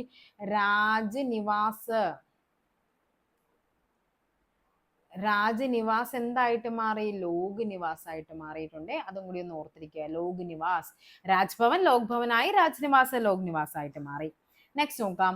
ചുവടെ കൊടുത്തിരിക്കുന്നവയിൽ കേരളത്തിലെ ആരോഗ്യ മേഖലയെ സംബന്ധിച്ച് തെറ്റായ പ്രസ്താവന. കേരളത്തിലെ ശരാശരി ആയുർദൈർഘ്യം മറ്റ് സംസ്ഥാനങ്ങളെ അപേക്ഷിച്ച് ഏറ്റവും ഉയർന്നതും ദേശീയ ശരാശരിയേക്കാൾ കൂടുതലുമാണ്. ഇവിടെ എന്താണ്? ശരിയല്ല ഈ പ്രസ്താവന. നമുക്കറിയാം ശരാശരി ആയുർദൈർഘ്യം എന്ന് പറയുന്നത് കേരളത്തിൽ വളരെ കൂടുതലാണ്. അപ്പൊ ഇത് ശരിയാണ്. നമുക്ക് വേണ്ട തെറ്റായ പ്രസ്താവനയാണ്. കേരളത്തിലെ ശിശുമരണ നിരക്ക് ദേശീയ ശരാശരിയേക്കാൾ ഉയർന്നതാണ്. ആണോ? ദേശീയ ശരാശരിയേക്കാൾ വളരെ താഴ്ന്നതാണ്. ഈ ദേശീയ ശരാശരി എന്ന് പറഞ്ഞാൽ എന്താണ്? ഇപ്പൊ 100 പേരിൽ എത്ര പേര് മരിക്കുന്നു അതിനെയാണ് നമ്മൾ പറയുന്നത്. അതിനേക്കാൾ വളരെ കുറവാണ് കേട്ടോ. ദേശീയ ശരാശരിയേക്കാൾ വളരെ കുറവാണ് കേരളത്തിലേത്. അപ്പൊ ഇത് തെറ്റാണ്. ആശ്വാസം എന്ന സംരംഭം ആർദ്ര മിഷന്റെ ഭാഗമായിട്ടാണ്. ഇതെന്താണ്? ശരിയായ പ്രസ്താവനയാണ്. അപ്പൊ ഇവിടെ ഏതാണ്? 2 മാത്രമാണ് തെറ്റായിട്ട് വരുന്നത്. ഓക്കെ, നെക്സ്റ്റ് നോക്കാം. സമൂഹത്തിലെ പാർശ്വവൽക്കരിക്കപ്പെട്ട വിഭാഗങ്ങൾക്കായുള്ള ചങ്ങാതി എന്ന പദ്ധതി താഴെ പറയുന്നതിൽ ഏത് വിഭാഗത്തിന്റെ ഉന്നമനം ലക്ഷ്യമിട്ടുള്ളതാണ്? ചങ്ങാതി എന്താണ് വരുന്നത്? കുടിയേറ്റ തൊഴിലാളികളുടെ പ്രത്യേക സാക്ഷരതാ പരിപാടിയാണ് എന്തെന്ന് പറയുന്നത്? ചങ്ങാതി എന്ന് പറയുന്നത്. കുടിയേറ്റ തൊഴിലാളികളുടെ സാക്ഷരതാ പരിപാടി. അപ്പൊ നമുക്ക് എന്ത് ചെയ്യണം? ബാക്കി ഡീറ്റെയിൽസ് എല്ലാം നമുക്ക് പഠിക്കണ്ടേ? കുടിയേറ്റ തൊഴിലാളികളുടെ ഈ പറയുന്ന അതുമായിട്ട് ബന്ധപ്പെട്ടുള്ള കുറച്ച് നിയമങ്ങളും കാര്യങ്ങളും ഒക്കെ വരുന്നുണ്ട്. എന്തൊക്കെയാണ് നോക്കാം. ചങ്ങാതി ഉണ്ട്, ഹമാരി മലയാളം ഉണ്ട്. ഹമാരി മലയാളം അവർക്ക് മലയാളം പഠിപ്പിക്കുന്നതുണ്ട്. അതായത് ഈ പറയുന്ന അതിഥി തൊഴിലാളികൾക്ക് മലയാളം പഠിപ്പിക്കുന്ന പദ്ധതിയാണ് ഹമാരി മലയാളം എന്ന് പറയുന്നത്. ഈ ചങ്ങാതി തൊഴിൽ പദ്ധതി, ചങ്ങാതി എന്ന് പറയുന്ന പദ്ധതി 2018 വന്നത്. അതായത് ഇത്രയേ ഉള്ളൂ, കേരളത്തിൽ എത്തുന്ന അതിഥി തൊഴിലാളികൾ എന്ത് ചെയ്യണം, മലയാള ഭാഷയും സംസ്കാരവും ഒക്കെ പഠിപ്പിക്കണം. അവരെ ഉന്നമനം ലക്ഷ്യമിട്ടുകൊണ്ട് നടത്തിയതാണ്. ഓക്കെ ആണല്ലോ. ഹമാരി മലയാളം എന്താണെന്ന് മനസ്സിലായല്ലോ. അവരെ അതിഥി തൊഴിലാളികളെ മലയാളം പഠിപ്പിക്കുന്നതിന് വേണ്ടിയിട്ട് കേരള സംസ്ഥാന സാക്ഷരതാ മിഷന്റെ പദ്ധതിയാണ് ഹമാരി മലയാളം. നെക്സ്റ്റ് നോക്കാം. മഹാത്മാഗാന്ധി ദേശീയ ഗ്രാമീണ തൊഴിലുറപ്പ് പദ്ധതിയിൽ എന്താണ്, ഒരു സാമ്പത്തിക വർഷത്തിൽ 100-ൽ കുറയാത്ത തൊഴിൽ ദിനങ്ങളുണ്ട്. ശരിയായ പ്രസ്താവനയാണ് അല്ലെ. നമുക്കറിയാം 100-ൽ കുറയാത്ത, അധികമായിട്ട് 100 ദിവസം വരെ വേണമെങ്കിൽ കൊടുക്കാൻ പറ്റും. ഓക്കെ, അപ്പോൾ ഇവിടെ എന്താണ്, 100-ൽ കുറയാത്തതാണ്. ഇനി കേരള ട്രൈബൽ പ്ലസ് എന്ന പദ്ധതി കൂടാതെ MGNREGS കൂടാതെ അധികമായി പട്ടിക വിഭാഗക്കാർക്ക് തൊഴിലുറപ്പ് പ്രദാനം ചെയ്യുന്നു. അതായത് നോർമൽ 100 ദിവസം കൊടുക്കും, അധികമായിട്ട് 100 ദിവസം തൊഴിൽ കൂടി ഉറപ്പാക്കുന്നതിനെയാണ് നമ്മൾ ട്രൈബൽ പ്ലസ് എന്ന് പറയുന്നത്. എന്താണ് കേരള ട്രൈബൽ പ്ലസ് എന്ന് പറഞ്ഞാൽ എന്താണ്, 100 ദിവസം എന്തായാലും ഉണ്ട്, ഇവർക്ക് എന്താണ് എക്സ്ട്രാ 100 ദിവസം കൂടി കൊടുക്കും. പത്തനംതിട്ട, മലപ്പുറം ജില്ലകളിലാണ് കേരളത്തിൽ ആദ്യഘട്ടത്തിൽ ഈ പറയുന്ന മഹാത്മാഗാന്ധി തൊഴിലുറപ്പ് പദ്ധതി വന്നതെന്നാ പറയുന്നത്. ആണോ? എവിടെയാണ്? വയനാടും പാലക്കാടും ആണ് വന്നത്. വയനാട്, പാലക്കാടിലെ അട്ടപ്പാടി, അവിടേക്കാണ് ആദ്യമായിട്ട് വന്നത്. ഓക്കെ ആണല്ലോ. അപ്പൊ ഇവിടെ ഏതാണ് വരേണ്ടത്? അതേപോലെ തന്നെ നമ്മുടെ 10ാമത് 5 ഇയർ പ്ലാനുമായിട്ട് ബന്ധപ്പെട്ടതാണ് ദേശീയ ഗ്രാമീണ തൊഴിലുറപ്പ് പദ്ധതി. അതേപോലെ 2006 ഫെബ്രുവരി 2-നാണ് ഇത് ഉദ്ഘാടനം ചെയ്യുന്നതെന്നും കൂടി പഠിച്ചു വെക്കണേ. അപ്പൊ ഇവിടെ എന്താണ് തൊഴിലുറപ്പ് പദ്ധതിയിൽ ശരിയായതല്ലേ നമുക്ക് വേണ്ടത്? 1ഉം 2ഉമാണ് ഇവിടെ ശരിയായിട്ട് വേണ്ടത്. 1ഉം 2, 1, 2 ശരി എന്ന് പറയുന്നത്. നെക്സ്റ്റ് ക്വസ്റ്റ്യനിലേക്ക് പോകാം. വയോജനങ്ങളുടെ അവകാശങ്ങൾ സംരക്ഷിക്കുന്നതിന് രാജ്യത്താദ്യമായി രൂപീകരിച്ച കേരള സംസ്ഥാന വയോജന കമ്മീഷന്റെ ചെയർമാൻ ആരെന്നാണ് ചോദിച്ചിരിക്കുന്നത്. വയോജന കമ്മീഷൻ ആരാണ്? ശ്രീ കെ സോമപ്രസാദ് ആണ് വയോജന കമ്മീഷന്റെ ചെയർമാൻ. ആരാണ്? ശ്രീ കെ സോമപ്രസാദ്. അപ്പൊ എന്ത് ചെയ്യണം? വയോജന കമ്മീഷനെ പറ്റി നമ്മൾ പഠിക്കണം. ഓക്കെ, അപ്പൊ ആരാണ് വയോജന കമ്മീഷന്റെ ചെയർമാൻ? ശ്രീ കെ സോമപ്രസാദ്. അതായത് 2025 മാർച്ച് 19-നാണ് വയോജന കമ്മീഷൻ വരുന്നത്. അതായത് രാജ്യത്തിൽ ആദ്യമായിട്ട് വയോജന കമ്മീഷൻ രൂപീകരണവുമായി ബന്ധപ്പെട്ട ബില്ലായിരുന്നു ഈ പറയുന്ന നമ്മുടെ കേരളത്തിലെ നിയമസഭ പാസാക്കിയ കേരള സംസ്ഥാന വയോജന കമ്മീഷൻ ബില്ല് എന്ന് പറയുന്നത്. ഓക്കെ, അതിൽ എത്രയാണ്? കമ്മീഷൻ ഉൾപ്പെടെ ഒരു ചെയർപേഴ്സണും 4-ൽ കവിയാത്ത അംഗങ്ങളും ഉണ്ടാവണം. 4-ൽ കവിയാത്ത അംഗങ്ങൾ. അപ്പം മാക്സിമം എത്രയാണ്? 1+4 ആയിരിക്കണം വേണ്ടത്. അംഗങ്ങളിൽ ഒരാൾ എന്തായിരിക്കണം? പട്ടികജാതി പട്ടിക ഗോത്ര വർഗ്ഗങ്ങളിൽ പെട്ടവരായിരിക്കണം. അതേപോലെ 3 വർഷമാണ് കാലാവധി എന്ന് പറയുന്നത്. അതിന്റെ ആസ്ഥാനം എവിടെയാണ്? തിരുവനന്തപുരം ജില്ലയാണ്. തിരുവനന്തപുരം ജില്ല. ഓക്കെ ആണല്ലോ. അപ്പൊ എന്താണ് കേരള സംസ്ഥാന വയോജന കമ്മീഷൻ വന്നതെന്നാണ്? 2025-ലാണ്. ശ്രീ കെ സോമപ്രസാദ് ആണ് എന്തെന്ന് പറയുന്നത്? അതിന്റെ ഇപ്പൊ നിലവിലെ ചെയർമാൻ എന്ന് പറയുന്നത്. ഓക്കെ, നെക്സ്റ്റ് നോക്കാം. പേശികളുടെ പ്രവർത്തനത്തെ ഏകോപിപ്പിക്കുകയും ശരീരത്തിന്റെ തുലനാവസ്ഥ നിലനിർത്തുകയും ചെയ്യുന്ന മസ്തിഷ്ക ഭാഗം ഏതെന്നാണ് ചോദിച്ചിരിക്കുന്നത്. അപ്പൊ നമുക്കറിയാം നമ്മുടെ മസ്തിഷ്കത്തിന് സെറിബെല്ലം, മെഡുല്ല ഒബ്ലോങ്കേറ്റ, അങ്ങനെ കുറേ പാർട്സ് വരുന്നുണ്ടല്ലേ. അതിലെ ഏതാണ് പേശി പ്രവർത്തനങ്ങളെ ഏകോപിപ്പിക്കുന്നത്? അത് നമ്മുടെ സെറിബെല്ലമാണ്. സെറിബെല്ലം, അല്ലെങ്കിൽ നമ്മൾ പറയും ബെല്ലും ബ്രേക്കും ഇല്ലാണ്ട് നമ്മൾ പോകേണ്ടി വരും. ഓക്കെ, അപ്പൊ എന്താണ് പേശി പ്രവർത്തനങ്ങളെ ഏകോപിപ്പിക്കുന്നത്? ഏതാണ്? സെറിബെല്ലം പഠിച്ചു വെക്കേണ്ട പോയിന്റ് ആണ് സെറിബെല്ലം. അപ്പൊ നമുക്ക് നോക്കാം ജസ്റ്റ് എന്തൊക്കെയാണ്. ഓക്കെ, അപ്പൊ നമുക്കറിയാം നമ്മുടെ മസ്തിഷ്കം എന്ന് പറയുന്നതിനെ മെയിൻ ആയിട്ട് 3ആയിട്ട് തിരിക്കുന്നുണ്ട്. Fore brain, mid brain and hind brain എന്ന് പറയും. അതായത് പൂർവ്വ മസ്തിഷ്കം, അവിടെയാണ് ഈ പറയുന്ന സെറിബ്രം, തലാമസ്, ഹൈപ്പോതലാമസ് വരുന്നത്. പിന്നെ മധ്യ മസ്തിഷ്കം അഥവാ മിഡ് ബ്രെയിൻ എന്ന് പറയും. പിന്നെ എന്താണ്? പോൺസ്, സെറിബെല്ലം, മെഡുല്ല ഒബ്ലോങ്കേറ്റയ്ക്ക് വരുന്ന പിൻ മസ്തിഷ്കം അഥവാ ഹിൻഡ് ബ്രെയിൻ എന്ന് പറയും. അപ്പൊ ഇവിടെ നമുക്ക് പഠിക്കേണ്ടത് ഏതാണ്? സെറിബെല്ലത്തെ പറ്റിയാണ്. സെറിബെല്ലം എന്താണ്? മസ്തിഷ്കത്തിന്റെ 2ാമത്തെ വലിയ ഭാഗം. അപ്പൊ ഏറ്റവും വലുത് ഏതാണ്? ഏറ്റവും വലുതെന്ന് പറയുന്നത് നമ്മുടെ ഏതാണ്? സെറിബ്രമാണ്. 2ാമത്തെ വലുതാണ് ഏത്? ഈ പറയുന്ന സെറിബെല്ലം എന്ന് പറയുന്നത്. ഓക്കെ, അതിന് എന്താണ്? ലിറ്റിൽ ബ്രെയിൻ എന്നറിയപ്പെടുന്ന ഏതാണ്? ഈ പറയുന്ന സെറിബ്രമാണ്. സെറിബെല്ലമാണ്. ലിറ്റിൽ ലിറ്റിൽ ബ്രെയിൻ എന്നറിയപ്പെടുന്ന ഏതാണ്? സെറിബെല്ലമാണ്. ഇവിടെയാണ് എന്താണ് ചുളിവുകളും ചാലുകളൊക്കെ കാണുന്നത് എവിടെയാണ്? സെറിബെല്ലത്തിലാണ്. നമ്മുടെ തുലനാവസ്ഥ നിലനിർത്തുന്നു. മദ്യം ബാധിക്കുന്നു അല്ലെ, മദ്യം ബാധിക്കുന്നതൊക്കെ സെറിബെല്ലമാണ്. മദ്യം ബാധിച്ചു കഴിയുമ്പോൾ നമ്മൾ എന്താണ് ഈ പറയുന്ന ബെല്ലും ബ്രേക്കും ഇല്ലാണ്ട് പോകുമെന്ന് ചിന്തിച്ചാൽ മതി. സെറിബെല്ലം മദ്യം, നമുക്ക് തുലന നില തെറ്റിക്കഴിഞ്ഞാൽ നമ്മൾ എന്ത് വരും? നമ്മുടെ ബെല്ലും ബ്രേക്കും ഇല്ലാണ്ട് പോകും. അപ്പൊ എവിടെയാണ് മസ്തിഷ്ക പ്രവർത്തനത്തെ നമ്മൾ ഉദ്ദേശിക്കുന്ന സ്ഥലത്ത് നമ്മുടെ കാലും കൈയൊക്കെ പേശികളുടെ പ്രവർത്തനം നിൽക്കുന്നില്ലെങ്കിൽ നമ്മൾ തോന്നിയ പോലെയൊക്കെ നടക്കും അല്ലെ. അപ്പൊ എന്താണ്? ബെല്ലും ബ്രേക്കും ഇല്ലാണ്ട് നടക്കും. ഇതെല്ലാം എന്താണ്? സെറിബെല്ലമാണ്. ഓക്കെ. അതേപോലെ തന്നെ മദ്യം എന്ന് പറയുന്ന സാധനം ബാധിക്കുന്നത് ഞാൻ പറഞ്ഞു സെറിബെല്ലത്തിലാണെന്ന്. ഈ മദ്യം മസ്തിഷ്കത്തിലെ ഏത് നാഡീയ പ്രേക്ഷകത്തിന്റെ ഉൽപാദനത്തെയാണ് ത്വരിതപ്പെടുത്തുന്നത് ചോദിക്കാറുണ്ട്. അതൊന്ന് പഠിച്ചു വെക്കണം. എന്താണ് അതിന്റെ പേര്? ഗാബ എന്ന് പറയും. GABA.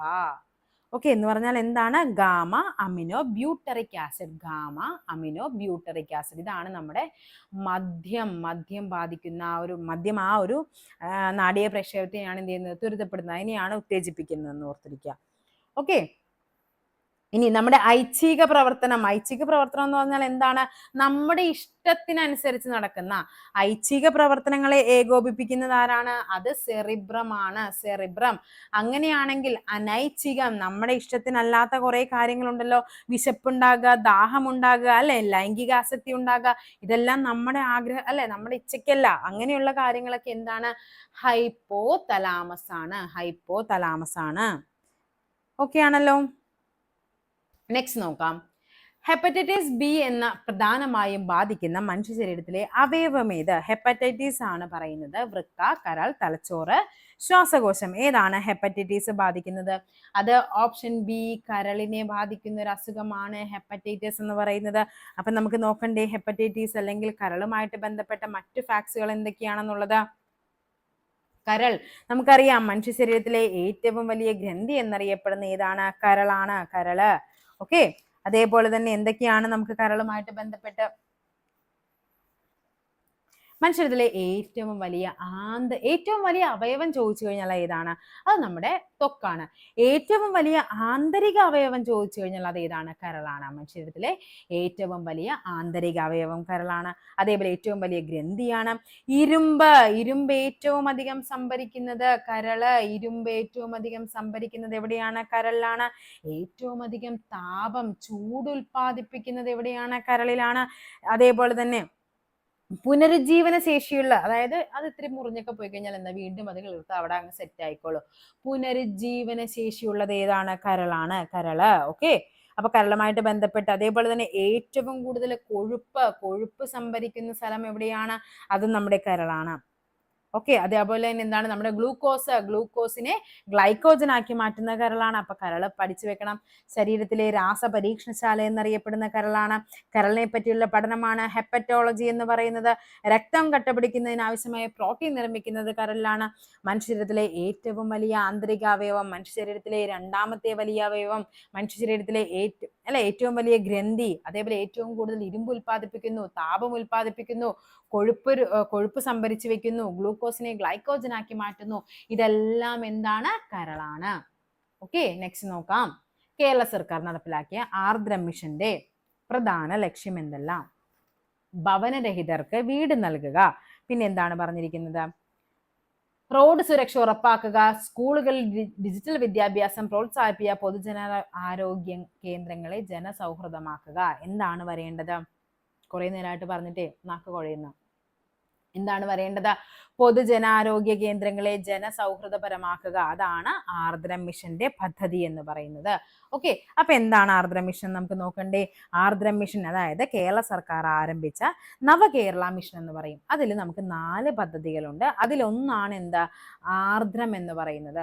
Aardram. Okay. Aardram mission എന്ന് പറയുന്നത് ഇമ്പോർട്ടന്റ് ആണ് കേട്ടോ. ആർദ്രം മിഷൻ 2017 ഫെബ്രുവരിയിലാണ് ആർദ്രം മിഷൻ ആരംഭിക്കുന്നത്. അതായത് ജനസൗഹൃദ ഔട്ട് പേഷ്യന്റ് സേവനങ്ങൾ. ആ സമയത്ത് പരീക്ഷകൾ റിപ്പീറ്റഡ് ആയിരുന്നു കേട്ടോ ഈ ആർദ്രം മിഷൻ. അത് എന്താണ്? കറങ്ങിത്തിരിഞ്ഞ് വീണ്ടും കയറി ചോദിക്കുന്നുണ്ട്. അപ്പൊ എന്ത് ചെയ്യണം? പഠിച്ചു വെക്കണം. നെക്സ്റ്റ് നോക്കാം. താഴെ പറയുന്നതിൽ ജീവിതശൈലി രോഗം അല്ലാത്തതാണ് നമുക്ക് വേണ്ടത്. നമ്മൾ വായിക്കുമ്പോൾ തന്നെ അറിയാം അല്ലെ ഏതാണ്? മലേറിയ ആണ്. അപ്പൊ നമുക്ക് എന്ത് നോക്കണം ഇവിടെ? എന്താണ് മലേറിയ എന്താണ്? കൊതുക് പരത്തുന്നതാണ്. കൊതുക് പരത്തുന്ന ഒരു രോഗമാണ് മലേറിയ എന്ന് പറയുന്നത്. അപ്പൊ എന്താണ് ജീവിതശൈലി രോഗം എന്ന് പറയുന്നത്?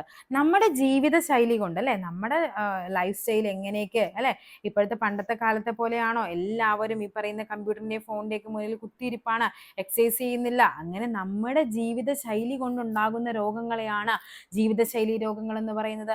പൊണ്ണത്തടി വരുന്നത്, കൊളസ്ട്രോൾ വരുന്നത്, ഡയബറ്റീസ് വരുന്നത്, രക്തസമ്മർദ്ദം വരുന്നത്, ഇതെല്ലാം എന്താണ്? ജീവിതശൈലി രോഗങ്ങളാണ്. ഇനി ജീവിതശൈലി രോഗങ്ങളെ നിയന്ത്രിക്കാനായിട്ട് 2010 ഒരു പദ്ധതി നമ്മുടെ ഇന്ത്യയിൽ ആരംഭിക്കുന്നത് കേട്ടോ. അതും കൂടി ഒന്ന് പഠിച്ചു വെക്കണം കേട്ടോ. നെക്സ്റ്റ് നോക്കാം. വൈറ്റമിൻ B1 കുറവ് മൂലം ഉണ്ടാകുന്ന രോഗം. വൈറ്റമിൻ B1 എന്ന് പറയുമ്പോൾ അത് ഏതാണ്? ബെറിബെറി. വൈറ്റമിൻ B1 ബെറിബെറി ആണ്. വൈറ്റമിൻ ഇ ആണ് വന്ധ്യത, സ്കർവി എന്ന് പറയുമ്പോൾ ഏതാണ്? വൈറ്റമിൻ സിയുടെ അഭാവം മൂലം മോണയിലൊക്കെ പൊട്ടുന്നതിനാണ് നമ്മൾ സ്കർവി എന്ന് പറയുന്നത്. വൈറ്റമിൻ ഡിയുടെ അഭാവം മൂലം ഉണ്ടാകുന്ന രോഗം ഏതാണ്? അതിനെ റിക്കറ്റ്സ് എന്ന് പറയും. റിക്കറ്റ്സ് അല്ലെ, വൈറ്റമിൻ ഡിയുടെ അഭാവം മൂലം ഉണ്ടാകുന്നതാണ് റിക്കറ്റ്സ്. ഇങ്ങനെ വൈറ്റമിൻസുമായിട്ട് ബന്ധപ്പെട്ടുള്ള ക്വസ്റ്റ്യൻസ് ഒക്കെ എല്ലാം കൂടി അടങ്ങിയ ഒരു ക്ലാസ് നമ്മൾ ചെയ്തിട്ടുണ്ട്. താല്പര്യം ഉണ്ടെങ്കിൽ ഒന്ന് കയറി കണ്ടു നോക്ക്. നിങ്ങൾക്ക് എന്തായാലും അങ്ങനത്തെ ക്ലാസ്സുകളൊക്കെ എന്താണ് ഉപകാരപ്പെടും. ഓക്കെ, നെക്സ്റ്റ് നമുക്ക് നോക്കാം. 2030 കാർബൺ ബഹിർഗമനം കുറയ്ക്കുന്നതിനായി ഇന്ത്യ പ്രഖ്യാപിച്ച പദ്ധതി ഏതെന്നാണ് ചോദിച്ചിരിക്കുന്നത്. 2030 കാർബണിന്റെ ബഹിർഗമനം കുറയ്ക്കാനായിട്ട് ഏതാണ്? നാഷണൽ ഡിറ്റർമിനന്റ് കോൺട്രിബ്യൂഷൻ ആണ് പഠിച്ചു വെക്കുന്നത്. National determinant contribution, NDC, national determinant contribution. അതായത് നമ്മുടെ കാലാവസ്ഥാ വ്യതിയാനം തടയാനായിട്ട് നമുക്ക് എന്തുണ്ടായിരുന്നു? പാരീസ് ഉടമ്പടി ഉണ്ടായിരുന്നു. അങ്ങനെ ഉണ്ടായിരുന്ന അവര് പ്രഖ്യാപിക്കുന്ന ഓരോ രാജ്യങ്ങളും സ്വമേധയായിട്ട് ഉണ്ടാക്കുന്ന ആ ഒരു ലക്ഷ്യങ്ങളെയാണ് എന്ത് പറയുന്നത്? Nationally determined contribution. നമ്മുടെ സ്വന്തം രാജ്യത്തിന് എന്തൊക്കെ ചെയ്യാൻ പറ്റുമോ അതിനെയാണ് നമ്മൾ അങ്ങനെ പറയുന്നത് കേട്ടോ. ഓക്കെ, എന്താണ് ഗ്രീൻ ഇന്ത്യ മിഷൻ എന്ന് പറയുന്നത്? അതായത് ഈ പറയുന്ന national action plan on climate change ഉണ്ട്. അതായത് NAPCC എന്ന് പറയും, national action plan on climate change. അതിന്റെ ഒരു 8 മിഷനുകളുണ്ട്. അതിലൊന്നാണ് ഈ പറയുന്ന ഗ്രീൻ ഇന്ത്യ മിഷൻ എന്ന് പറയുന്നത്. അതും കൂടി ഒന്ന് ഓർത്തിരിക്കുക. ഹരിത കേരളം എന്താണ്? ഹരിത കേരളം എന്ന് പറയുന്നത് നമ്മുടെ ഈ പറയുന്ന നമ്മുടെ കേരള സർക്കാരിന് ആരംഭിച്ചൊരു പദ്ധതിയാണ് ഹരിത കേരളം എന്ന് പറയുന്നത്. നെക്സ്റ്റ് നോക്കാം. താഴെ പറയുന്നവയിൽ ശരിയായ പ്രസ്താവന. ഊഷ്മാവ് കൂടിയാൽ ദ്രാവകങ്ങളുടെ പ്രതലബലം കുറയുന്നു. ശരിയാണ്. ഒരേ തരം തന്മാത്രകൾ തമ്മിലുള്ള ആകർഷണബലമാണ് കൊഹിഷൻ എന്ന് പറയുന്നത്. ശരിയാണ്. കാപ്പിലറി ട്യൂബിൽ വെള്ളം എടുത്താൽ കേശിക ഉയർച്ചയാണ് ഉണ്ടാകുന്നത്. ഇവിടെ എല്ലാം ശരിയാണ്. അപ്പൊ നമുക്ക് നോക്കണ്ടേ എന്താണ് കേശികത്വം എന്ന് പറയുന്നത്? Capillary action. ചെറിയ സുഷങ്ങളിലൂടെ വെള്ളം ഉയർന്ന് മേലിലോട്ട് കയറുന്ന ആ ഒരു പ്രോസസ്സിനെ പറയുന്നതിനെയാണ് കേശികത്വം അഥവാ എന്താണ് കാപ്പിലറി എന്ന് പറയുന്നത്. ഉയരുകയോ താഴുകയോ ചെയ്യാം. ഉയർന്നു കഴിഞ്ഞാൽ എന്ത് പറയും? കാപ്പിലറി റൈസ് എന്ന് പറയും. കേശിക ഉയർച്ച എന്ന് പറയും. താഴ്ന്നാൽ എന്ത് പറയും? കാപ്പിലറി ഡിപ്രഷൻ എന്ന് പറയും. കേശിക താഴ്ച എന്ന് പറയും കേട്ടോ. കേശിക താഴ്ച കാണിക്കുന്ന ഒരു ഇതുണ്ട്, ദ്രാവകമുണ്ട്. അല്ലെ, എന്താണത്? മെർക്കുറി. ഒന്ന് പഠിച്ചു വെക്കണം കേട്ടോ. അത് മാത്രം ഇപ്പൊ നമ്മൾ ഇങ്ങനെ എല്ലാം എടുത്തു കഴിഞ്ഞാൽ ഇതൊരു കാപ്പിലറി ട്യൂബ് ആണെങ്കിൽ ഇത് എല്ലാം ഇങ്ങനെയായിരിക്കും ഇരിക്കുന്നത്. ഈ മെർക്കുറി മാത്രമാണ് ഇങ്ങനെ നിൽക്കുന്നത്, കേശിക താഴ്ച കാണിക്കുന്നത്. നെക്സ്റ്റ് നോക്കാം. വ്യാസം 20 സെന്റിമീറ്റർ ഉള്ള ദർപ്പണത്തിന്റെ ഫോക്കസ് ദൂരം എത്ര? ഫോക്കസ് ദൂരം, ദർപ്പണത്തിന്റെ വക്രത, വ്യാസമാണ് തന്നിരിക്കുന്നത്. വ്യാസം തന്നാൽ ആരം എത്രയാണ്? റേഡിയസ് എന്ന് പറയുന്നത് 10 ആയിരിക്കും അല്ലെ. റേഡിയസ് 10 ആണെങ്കിൽ അതിന്റെ ഫോക്കസ് ദൂരം കണ്ടുപിടിക്കാൻ F എന്ന് പറയുന്നതിന്റെ ഇക്വേഷൻ എന്താണ്? R/2 ആണ് Fന്റെ ഇക്വേഷൻ എന്ന് പറയുന്നത്. അപ്പൊ R എത്രയാണ്? 10. F എന്ന് R/2 എന്ന് വരും അല്ലെ. 10/2 വരും. 10/2 എന്ന് പറഞ്ഞാൽ എത്രയാണ്? 5 ആണ്. 5 ഇവിടെ എത്രയാണ്? ഇത് തന്നിരിക്കുന്ന സെന്റിമീറ്ററിലാണെങ്കിൽ ഇവിടെയും എന്തായിരിക്കണം വരേണ്ടത്? സെന്റിമീറ്റർ ആണ് വരേണ്ടത്. 5 സെന്റിമീറ്റർ ആണ് ഫോക്കസ് ദൂരം എന്ന് പറയുന്നത്. നെക്സ്റ്റ് നോക്കാം. താഴെ ഒരു പ്രസ്താവനയും കാരണവും നൽകിയിരിക്കുന്നു. ഇവയിൽ നിന്നും ശരിയായത് കണ്ടെത്താനാണ് പറഞ്ഞിരിക്കുന്നത്. ഗുരുത്വാകർഷണം മൂലമുള്ള ത്വരണത്തിന്റെ മൂല്യം ഭൂമധ്യരേഖയിൽ കുറവും ധ്രുവങ്ങളിൽ കൂടുതലുമായിരിക്കും. ഭൂമധ്യരേഖയിലെ ഭൂമിയുടെ ആരം കൂടുതലും ധ്രുവങ്ങളിലെ ഭൂമിയുടെ ആരം കുറവുമാണ്. എന്താണ് ശരിയെന്നാണ് നമുക്ക് വേണ്ടത്. എന്താണ് നോക്കിക്കേ. പ്രസ്താവന ഇവിടെ എന്താണ്? കാരണവും റീസണും, അതായത് റീസൺ ആൻഡ് അസേർഷൻ എന്ന് പറയും അല്ലെ. ഇവിടെ രണ്ടും എന്താണ്? ശരിയായ പ്രസ്താവനകളാണ്. അപ്പൊ ഇവിടെ എന്താണ്? പ്രസ്താവനയും കാരണവും ശരിയാണ്. എന്നാൽ എന്താണ്? പ്രസ്താവനയുടെ ശരിയായ വിശദീകരണമാണ് നൽകിയിരിക്കുന്ന കാരണം എന്ന് പറയുന്നത്. ഓക്കെ, നമുക്ക് അത് ആദ്യം അത് എന്താണെന്നൊക്കെ നോക്കാം. അതായത് നമുക്കറിയാം നമ്മുടെ ഭൂമി എന്ന് പറയുന്നത് ഒരു ഷേപ്പ്, ഭൂമിയുടെ ഷേപ്പിനെ പറയുന്ന പേരെന്താണ്?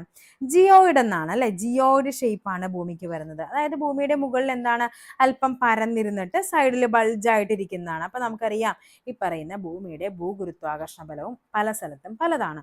ഓക്കെ ആണല്ലോ.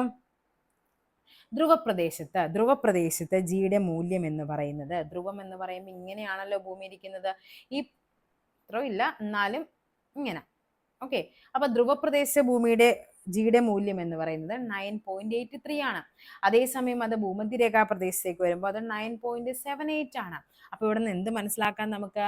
ധ്രുവങ്ങളിൽ ഭൂഗുരുത്വാകർഷണ ബലം കൂടുതലാണ്. കണ്ടോ, ധ്രുവങ്ങളിൽ കൂടുതലായിരിക്കും. അപ്പൊ ഇവിടെ ശരിയാണ്.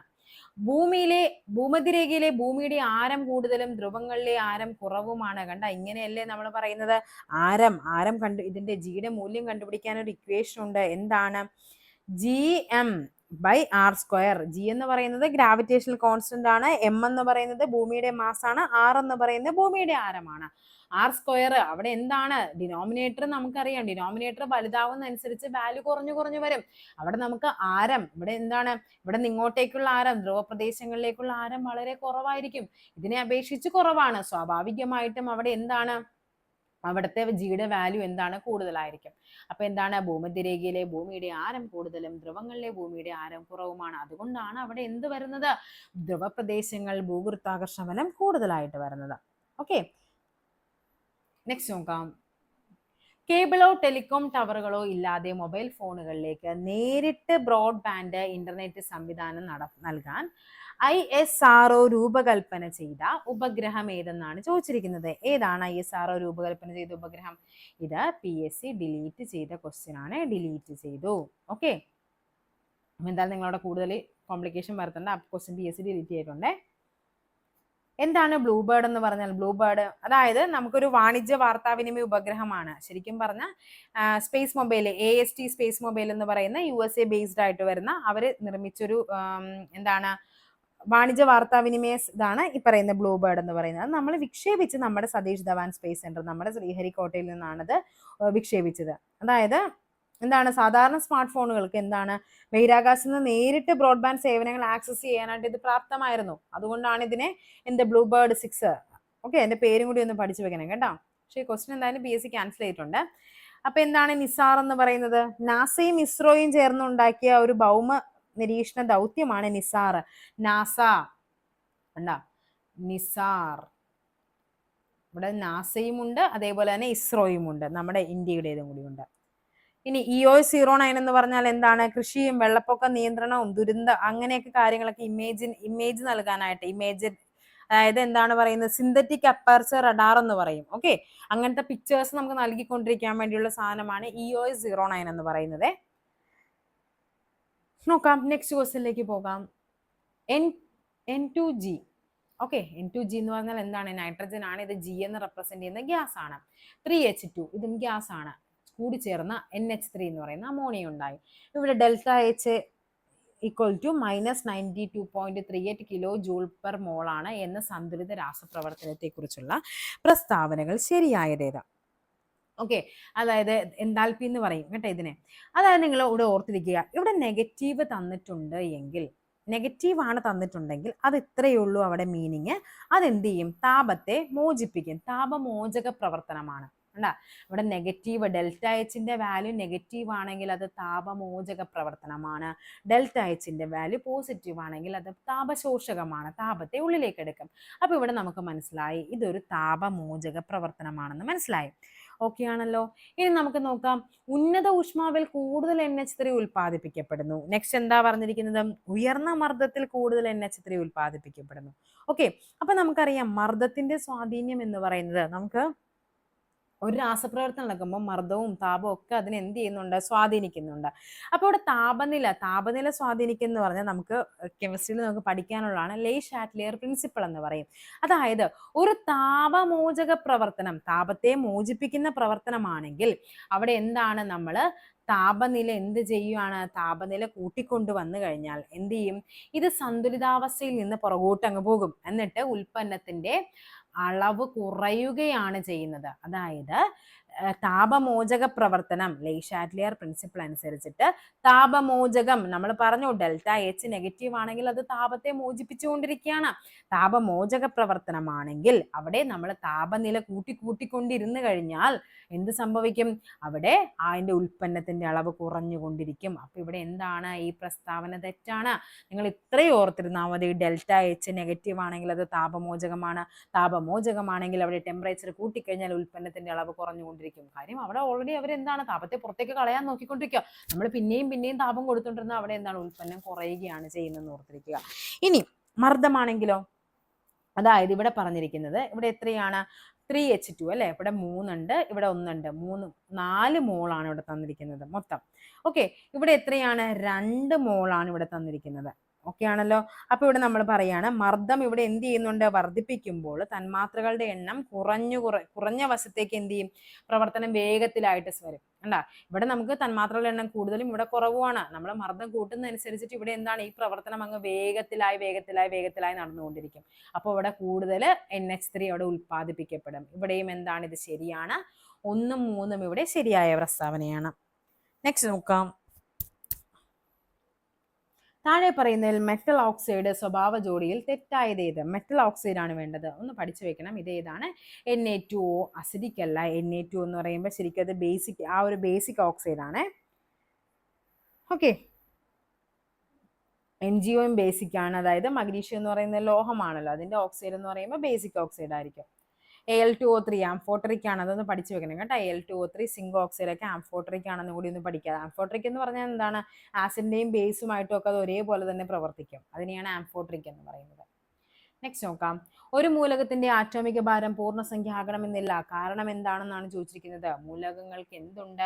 ഐസോടോപ്പുകളുണ്ട്. അതുകൊണ്ട് എന്തില്ല? അവ ഒരിക്കലും പൂർണ്ണസംഖ്യ ആകണമെന്നില്ല. നമുക്ക് പറയാം ക്ലോറിൻ്റെത് ഏകദേശം 35.5 ആറ്റോമിക സംഖ്യ. അപ്പൊ ആറ്റോമിക ഭാരം എപ്പോഴും പൂർണ്ണസംഖ്യ ആകണമെന്നില്ല. കാരണം എന്താണ്? അവയുടെ ഐസോടോപ്പുകൾ ഉള്ളതാണ്. ഓക്കെ, അപ്പൊ എന്താണ് ഐസോടോപ്പ് എന്ന് പറഞ്ഞാൽ? എന്താണ്? ഒരേ ആറ്റോമിക നമ്പറും വ്യത്യസ്ത മാസമുള്ളതിനെയാണ് നമ്മൾ എന്ത് പറയുന്നത്? ഐസോടോപ്പുകൾ എന്ന് പറയുന്നത്. വേൾഡ് ഹെൽത്ത് ഓർഗനൈസേഷൻ റിപ്പോർട്ട് പ്രകാരം ഗുണനിലവാരം ഇല്ലാത്ത ഓറൽ കഫ് സിറപ്പിൽ അടങ്ങിയിട്ടുള്ള വിഷകരമായ സംയുക്തമാണ്. ഒന്ന് പഠിച്ചു വെക്കണം കേട്ടോ. ഈ ഇടയ്ക്കുണ്ടായ ഒരു സംഭവമാണ് ഇത്. ഡൈ എഥിലീൻ ഗ്ലൈക്കോൾ എന്ന് പറയും. ഡൈ എഥിലീൻ ഗ്ലൈക്കോൾ എന്താണ്? അതായത് ഈ ചില ചുമയുടെ സിറപ്പുകൾ, അതുകൊണ്ട് ഇപ്പോൾ എന്താ ചുമയുടെ സിറപ്പുകളൊന്നും നമ്മൾ ഡയറക്റ്റ് പോയി പ്രിസ്ക്രിപ്ഷൻ ഒന്നും ഇല്ലാണ്ട് മെഡിക്കൽ ഷോപ്പിലൊന്നും ചെന്ന് കഴിഞ്ഞാൽ കിട്ടത്തില്ല. കാരണം ഈ പറയുന്ന ഈ സാധനമൊക്കെ വന്നതുകൊണ്ടാണ്. എന്താണ്? Di ethylene glycol. അത് ശരിക്കും എന്താണ്? ഭയങ്കര വിഷമാണ്. അതുകൊണ്ടാണ് നമ്മുടെ ഭയങ്കര ആരോഗ്യ പ്രശ്നങ്ങൾ ഉണ്ടാകുന്ന ഒരു സാധനമാണ്. ഓക്കെ, എഥനോയിക് ആസിഡ് എന്താ? നമ്മൾ വിനാഗിരിയിലൊക്കെ കാണുന്ന ആസിഡാണ് എഥനോയിക് ആസിഡ് എന്ന് പറയുന്നത്. നെക്സ്റ്റ് നോക്കാം. മലയാളത്തിലെ തനത് നാടകവേദിക്ക് തനതായ സംഭാവന നൽകിയ കലാകാരനാണ്? പഠിച്ചു വെച്ചു. കാവാലം നാരായണ പണിക്കർ. എന്താണ് തനത് നാടകവേദി? അതായത് നമ്മൾ CN ശ്രീകണ്ഠൻ നായർ എന്ന് പറയുന്ന ഒരു വ്യക്തിയാണ് ഈ പറയുന്ന തനത് നാടകവേദി എന്ന് പറയുന്ന ആശയം കൊണ്ടുവന്നത്. അതിന് വേദിയിലേക്ക് കൊണ്ടുവന്നത് ആരാണ്? അതിന് തനതായ സംഭാവന നൽകിയത്, അതായത് ആരാണപ്പോൾ അത് കൊണ്ടുവന്നത്? CN ശ്രീകണ്ഠൻ നായർ. അതിനൊരു വേദിയിലേക്കൊക്കെ കൊണ്ടുവന്നത് ആരാണ്? കാവാലം നാരായണ പണിക്കരാണ്. പഠിച്ചു വെക്കണം കേട്ടോ. തിരുവരങ്ങ് അദ്ദേഹത്തുമായിട്ട് ബന്ധപ്പെട്ടൊരു നാടക ഗ്രൂപ്പാണ് എന്ത്? തിരുവരങ്ങ് എന്ന് പറയുന്നത്. തിരുവരങ്ങ്. ഓക്കെ, നെക്സ്റ്റ് നോക്കാം.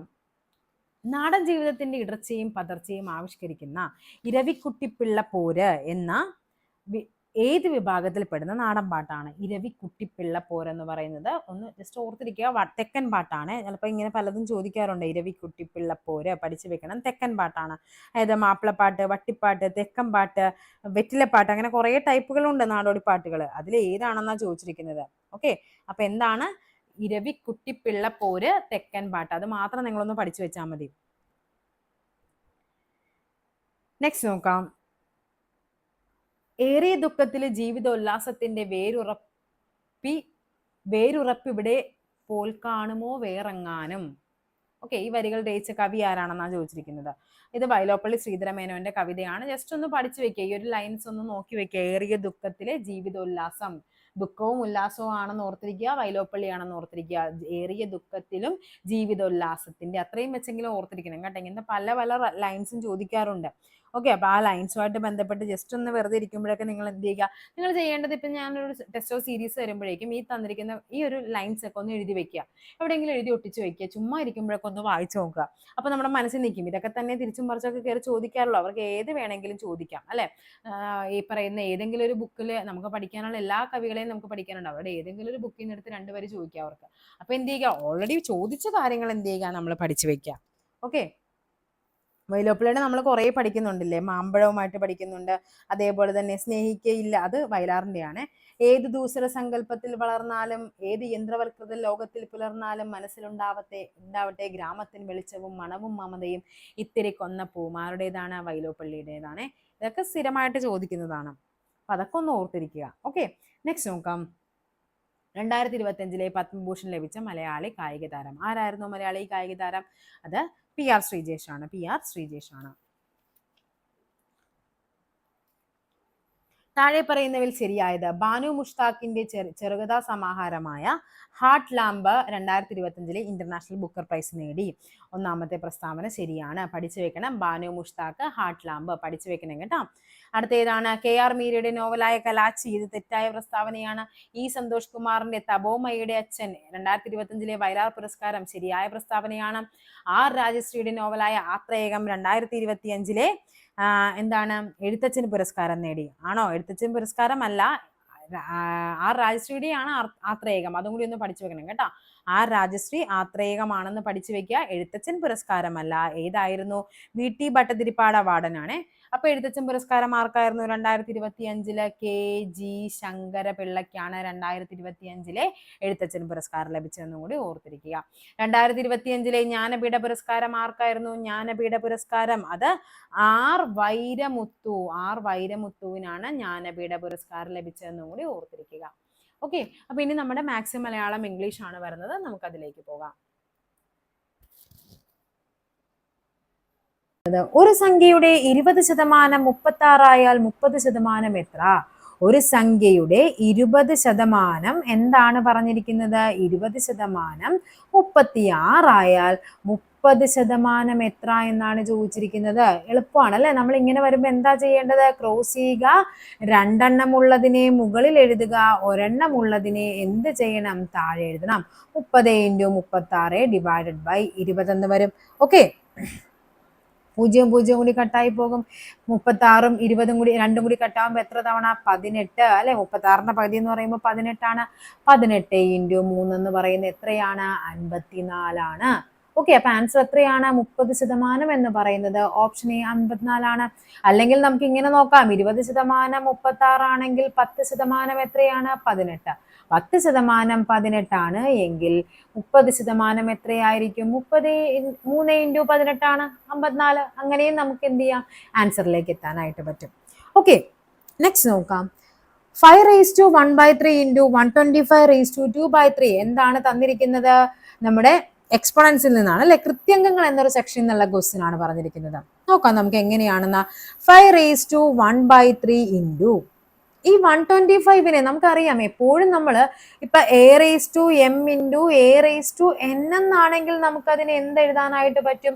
A⁻m + n എന്ന് നമുക്ക് റീപ്ലേസ് ചെയ്യാനായിട്ട് പറ്റും. അപ്പൊ നമുക്ക് എന്ത് ചെയ്യണം? ബേസ് രണ്ടും ഇവിടെയാണ്. സോ നമുക്ക് 125 എന്ന് പറയുന്നതിനെ നമുക്ക് 5ന്റെ പവറിലോട്ട് എഴുതുമ്പോൾ 5ന്റെ ക്യൂബിനെയാണ് നമ്മൾ എന്ത് പറയുന്നത്? 125 എന്ന് പറയുന്നത് അല്ലെ. ഈ 125നെ നമുക്ക് 5 കൊണ്ട് ഫാക്ടറൈസ് ചെയ്യാനായിട്ട് പറ്റും. ഉണ്ടാ ഇവിടെ എത്ര തവണ? 25 തവണ. എഗെയിൻ നമുക്ക് 5 കൊണ്ട് ചെയ്താൽ ഇവിടെ 5 കിട്ടും. അതായത് 5³ ആണ് 125 എന്ന് പറയുന്നത്. അപ്പൊ നമുക്കിവിടെ എന്ത് ചെയ്യാം? ഈ 125ന്റെ പ്ലേസിൽ നമുക്ക് എന്ത് റീപ്ലേസ് ചെയ്യാനായിട്ട് പറ്റും? 5³ എന്ന് എഴുതാം. Whole power 2/3. ഓക്കെ, ആൻസർ എങ്ങനെ വരും? 5⁻1/3 × ഇവിടെ എന്താണ്? 5⁻, ഇവിടെ എന്ത് വരണം? A⁻m ഹോൾ പവർ n എന്ന് പറഞ്ഞാൽ a raise to m into n ആണ്. അപ്പൊ നമുക്കിവിടെ എന്ത് എഴുതാനായിട്ട് പറ്റും? ഇവിടെ 3 ഇൻറ്റു 2/3 എന്ന് എഴുതാം. ഇവിടെ എന്താണ് ഈ മൂന്നും കൂടി നമുക്ക് എന്ത് ചെയ്യാനായിട്ട് പറ്റും? കട്ട് ചെയ്ത് കളയാനായിട്ട് പറ്റും. സോ ആൻസർ എങ്ങനെ വരും? 5 റേസ് ടു 1/3 ഇൻറ്റു 5 സ്ക്വയർ എന്ന് വരും. ഇവിടെ നമുക്ക് എന്ത് വരും? 5 റേസ് ടു 1/3 ഇൻറ്റു 2 എന്ന് വരും. ആൻസർ എങ്ങനെയാണ് വരേണ്ടത്? 5 raise to 2/3. Okay, 5 raise to 2/3. ഇവിടെ ഇൻറ്റു അല്ലേ വന്നിരിക്കുന്നത്? ഇൻറ്റു വരുമ്പോൾ ഇവിടെ എന്താ വരേണ്ടത്? പ്ലസ് അല്ലേ? 2/3 അല്ല ആൻസർ വരേണ്ടത്, ഇവിടെ പ്ലസ് അല്ലേ വരേണ്ടത് അല്ലേ? നമ്മൾ അങ്ങനെയല്ലേ പഠിച്ചിരിക്കുന്നത്. a raise to m into a raise to n എന്ന് പറയുന്നത് a raise to m plus n. ഇവിടെ നമുക്ക് തെറ്റാൻ വളരെ ചാൻസ് ഉണ്ട് കേട്ടോ. അപ്പൊ ഇവിടെ എന്ത് വരും? 5 റേസ് ടു 1/3 പ്ലസ് 2 എന്ന് പറയുമ്പോൾ 1/3 പ്ലസ് 2. ഇതെങ്ങനെയാണ് ഇതിനെ ചെയ്യുന്നത്? ക്രോസ് മൾട്ടിപ്ലൈ ചെയ്യണം അല്ലെ? ഇവിടെ എങ്ങനെ വരും? ഇവിടെ 1 പ്ലസ് 2 ഇൻറ്റു 3 എത്രയാണ്? 6 ഡിവൈഡഡ് ബൈ 3 എന്ന് വരും. ആൻസർ എത്ര വരും? 7/3. സോ ഇവിടെ എന്താണ് വരേണ്ടത്? 5 റേസ് ടു 7/3 ആണ് ആൻസർ ആയിട്ട് വരേണ്ടത്. അതായത് ഓപ്ഷൻ ഡി ആണ് ആൻസർ എന്ന് പറയുന്നത്. ഓക്കെ, നെക്സ്റ്റ് നോക്കാം. 4 plus 6 divided by 4 plus 6 into 5 minus 3 into 2 plus 2 എന്നല്ലേ തന്നിരിക്കുന്നത്. ഇവിടെ നമുക്ക് ബോർഡ് മാസ് റൂൾ അപ്ലൈ ചെയ്യുമ്പോൾ ആദ്യം എന്താണ് ചെയ്യേണ്ടത്? ബോർഡ് മാസ് വരുമ്പോൾ ആദ്യം ബ്രാക്കറ്റ് വേണം. അപ്പോൾ ഇവിടുത്തെ ബ്രാക്കറ്റ് ആദ്യം ഓപ്പൺ ചെയ്യണം. 6ഉം 4ഉം 10. 10 ഇൻറ്റു 5 മൈനസ് 3 ഇൻറ്റു 8ഉം 2ഉം എത്രയാണ്? 10 ആണ്. ഇവിടെ എത്ര വരും ആൻസർ? 10 ഇൻറ്റു 5 50 മൈനസ് 30 എന്ന് വരും. 50ൽ നിന്ന് 30 കുറച്ചാൽ ആൻസർ എത്രയാണ്? 20. ഓപ്ഷൻ എ ആണ് ആൻസർ ആയിട്ട് വരേണ്ടത്. ഓക്കെ, നെക്സ്റ്റ് നോക്കാം. 1/2 into 1/2 minus 1/4 into 1/4 whole divided by 1/2 plus 1/4. Okay, നമുക്ക് ചെയ്ത് നോക്കാം. ഇവിടെ നമുക്കറിയാം ഇവിടെ എന്താണ് തന്നിരിക്കുന്നത്? 1/2 ഇൻറ്റു 1/2 എന്ന് പറഞ്ഞാൽ നമുക്കത് 1/2 സ്ക്വയർ എന്ന് എഴുതാമല്ലോ. അതായത് ഇതിനെ നമുക്ക് a സ്ക്വയർ എന്ന് എഴുതാം. മൈനസ് 1/4 ഇൻറ്റു 1/4നെ നമുക്ക് ഒരു നമ്പർ ആക്കി എടുത്താൽ അത് b സ്ക്വയർ എന്ന് എഴുതാം. Divided by a plus b. ഈ ഒരു ഫോർമാറ്റിലല്ലേ തന്നിരിക്കുന്നത്? a square minus b square എന്ന് പറയുന്നതിന്റെ ഐഡന്റിറ്റി എന്താണ്? a plus b into a minus b ആണ്. അപ്പൊ നമുക്ക് ഇവിടെ തന്നിരിക്കുന്ന ഇക്വേഷൻ നമുക്ക് എങ്ങനെ റീപ്ലേസ് ചെയ്യാനായിട്ട് പറ്റും? 1/2 the whole square minus 1/4 the whole square എന്ന് നമുക്ക് റീപ്ലേസ് ചെയ്യാനായിട്ട് പറ്റും. അങ്ങനെയാണെങ്കിൽ ഇത് എന്ത് വരാം? നമുക്ക് 1/2 പ്ലസ് 1/4 ഇൻറ്റു ഇവിടെ എന്ത് വരണം? 1/2 മൈനസ് 1/4 എന്ന് വരണം. ഓക്കെ, ഇവിടെ നമുക്ക് എന്താണ്? ഇവിടെ നമുക്ക് നേരെ ഇവിടെ ഡിവൈഡഡ് ബൈ ഇവിടെ എന്തും കൂടി ഉണ്ട്? 1/2 പ്ലസ് 1/4 ഉണ്ട്. ഓക്കെ, ഇവിടെ എന്താണ്? ഇതങ്ങനെ തന്നെ കട്ടായി പോകും. ഈ ഒരു ടേമും കൂടി കട്ടായി പോയി മൊത്തം. ബാക്കി ആൻസർ ആയിട്ട് എന്ത് വരും? 1/2 മൈനസ് 1/4. ഇവിടെ എന്ത് ചെയ്യണം? ക്രോസ് ചെയ്യണം. ഇത് ഇങ്ങോട്ടേക്ക് മൾട്ടിപ്ലൈ ചെയ്യുമ്പോൾ 4 വരും. ഇതിനെ ഇങ്ങോട്ടേക്ക് മൾട്ടിപ്ലൈ ചെയ്യുമ്പോൾ 2 വരും. ഹോൾ ഡിവൈഡ് ബൈ 8 എന്ന് വരും. 4 മൈനസ് 2 എന്ന് പറഞ്ഞാൽ എത്രയാണ്? 2. 2/8 ആണ്. ആൻസർ എത്ര വരും? 1/4 ആണ് ആൻസർ ആയിട്ട് വരേണ്ടത്. ഓപ്ഷൻ ബി 1/4 ആണ് ആൻസർ എന്ന് പറയുന്നത്. ഓക്കെ, നെക്സ്റ്റ് നോക്കാം. a is to b equal to 2 is to 7 ആയാൽ a by b is to b by a എത്രയെന്നാണ് ചോദിച്ചിരിക്കുന്നത്. ഇവിടെ നമുക്കറിയാവുന്ന എന്താണ്? a is to b എന്ന് പറയുന്നത് എന്ത് വരും? a is to b എന്ന് പറയുന്നത് 2 is to 7 ആണ്. ഇപ്പൊ b is to a എന്തായിരിക്കും? നേരെ തിരിച്ചെഴുതിയാൽ മതി. 7 is to 2 ആണ്. ഓക്കെ, നമുക്ക് വേണ്ടത് എന്താണ്? a by b is to b by a ആണ്. നമുക്ക് ഈ പറയുന്ന a is to b യെ നമുക്ക് a by b എന്ന് എഴുതാം. അതിന് വ്യത്യാസമൊന്നുമില്ല. അപ്പൊ ഇവിടെ എന്ത് വരും? ഇവിടെ 2/7 is to ഇവിടെ എന്താണ് വരേണ്ടത്? 7/2 എന്ന് വരും. ഓക്കെ, നേരെ തിരിച്ചിട്ടാൽ മതിയല്ലോ. ഇനി എന്ത് ചെയ്യണം? ഇത് ഇവിടെ റേഷ്യോ കണ്ടുപിടിക്കാനായിട്ട് ഡയറക്റ്റ് ഇത് മൾട്ടിപ്ലൈ ചെയ്താൽ മതി. അപ്പൊ ഇവിടെ എന്ത് വരും? ഇതിനെ ഇങ്ങനെ മൾട്ടിപ്ലൈ ചെയ്താൽ മതി. 2 ഇൻറ്റു 2 4. 4 is to 7 ഇൻറ്റു 7 49 വരും. ആൻസർ ഏതാണ്? 4 is to 49 ആണ് ആൻസർ ആയിട്ട് വരേണ്ടത്. ശ്രേണിയിലെ അടുത്ത സംഖ്യ ഏത്? നോക്കാം നമുക്ക്. എന്താണ് ക്വസ്റ്റ്യൻ എന്ന്? 10, 13, 17, 22. 10നോട് നമ്മൾ എത്ര കൂട്ടി? 3 കൂട്ടിയപ്പോൾ 13 കിട്ടി. 13നോട് ഞാൻ 4 കൂട്ടിയപ്പോൾ എനിക്ക് 17 കിട്ടി. 17നോട് ഞാൻ 5 കൂട്ടിയപ്പോൾ എനിക്ക് 22 കിട്ടി. സോ നെക്സ്റ്റ് എന്തായിരിക്കണം? ഞാൻ 6 ആണ് ആഡ് ചെയ്യേണ്ടത്. 22നോട് 6 കൂട്ടുമ്പോൾ എനിക്ക് കിട്ടുന്ന ആൻസർ എത്രയാണ്? 28. ഓപ്ഷൻ സി ആണ് ആൻസർ ആയിട്ട് വരേണ്ടത്.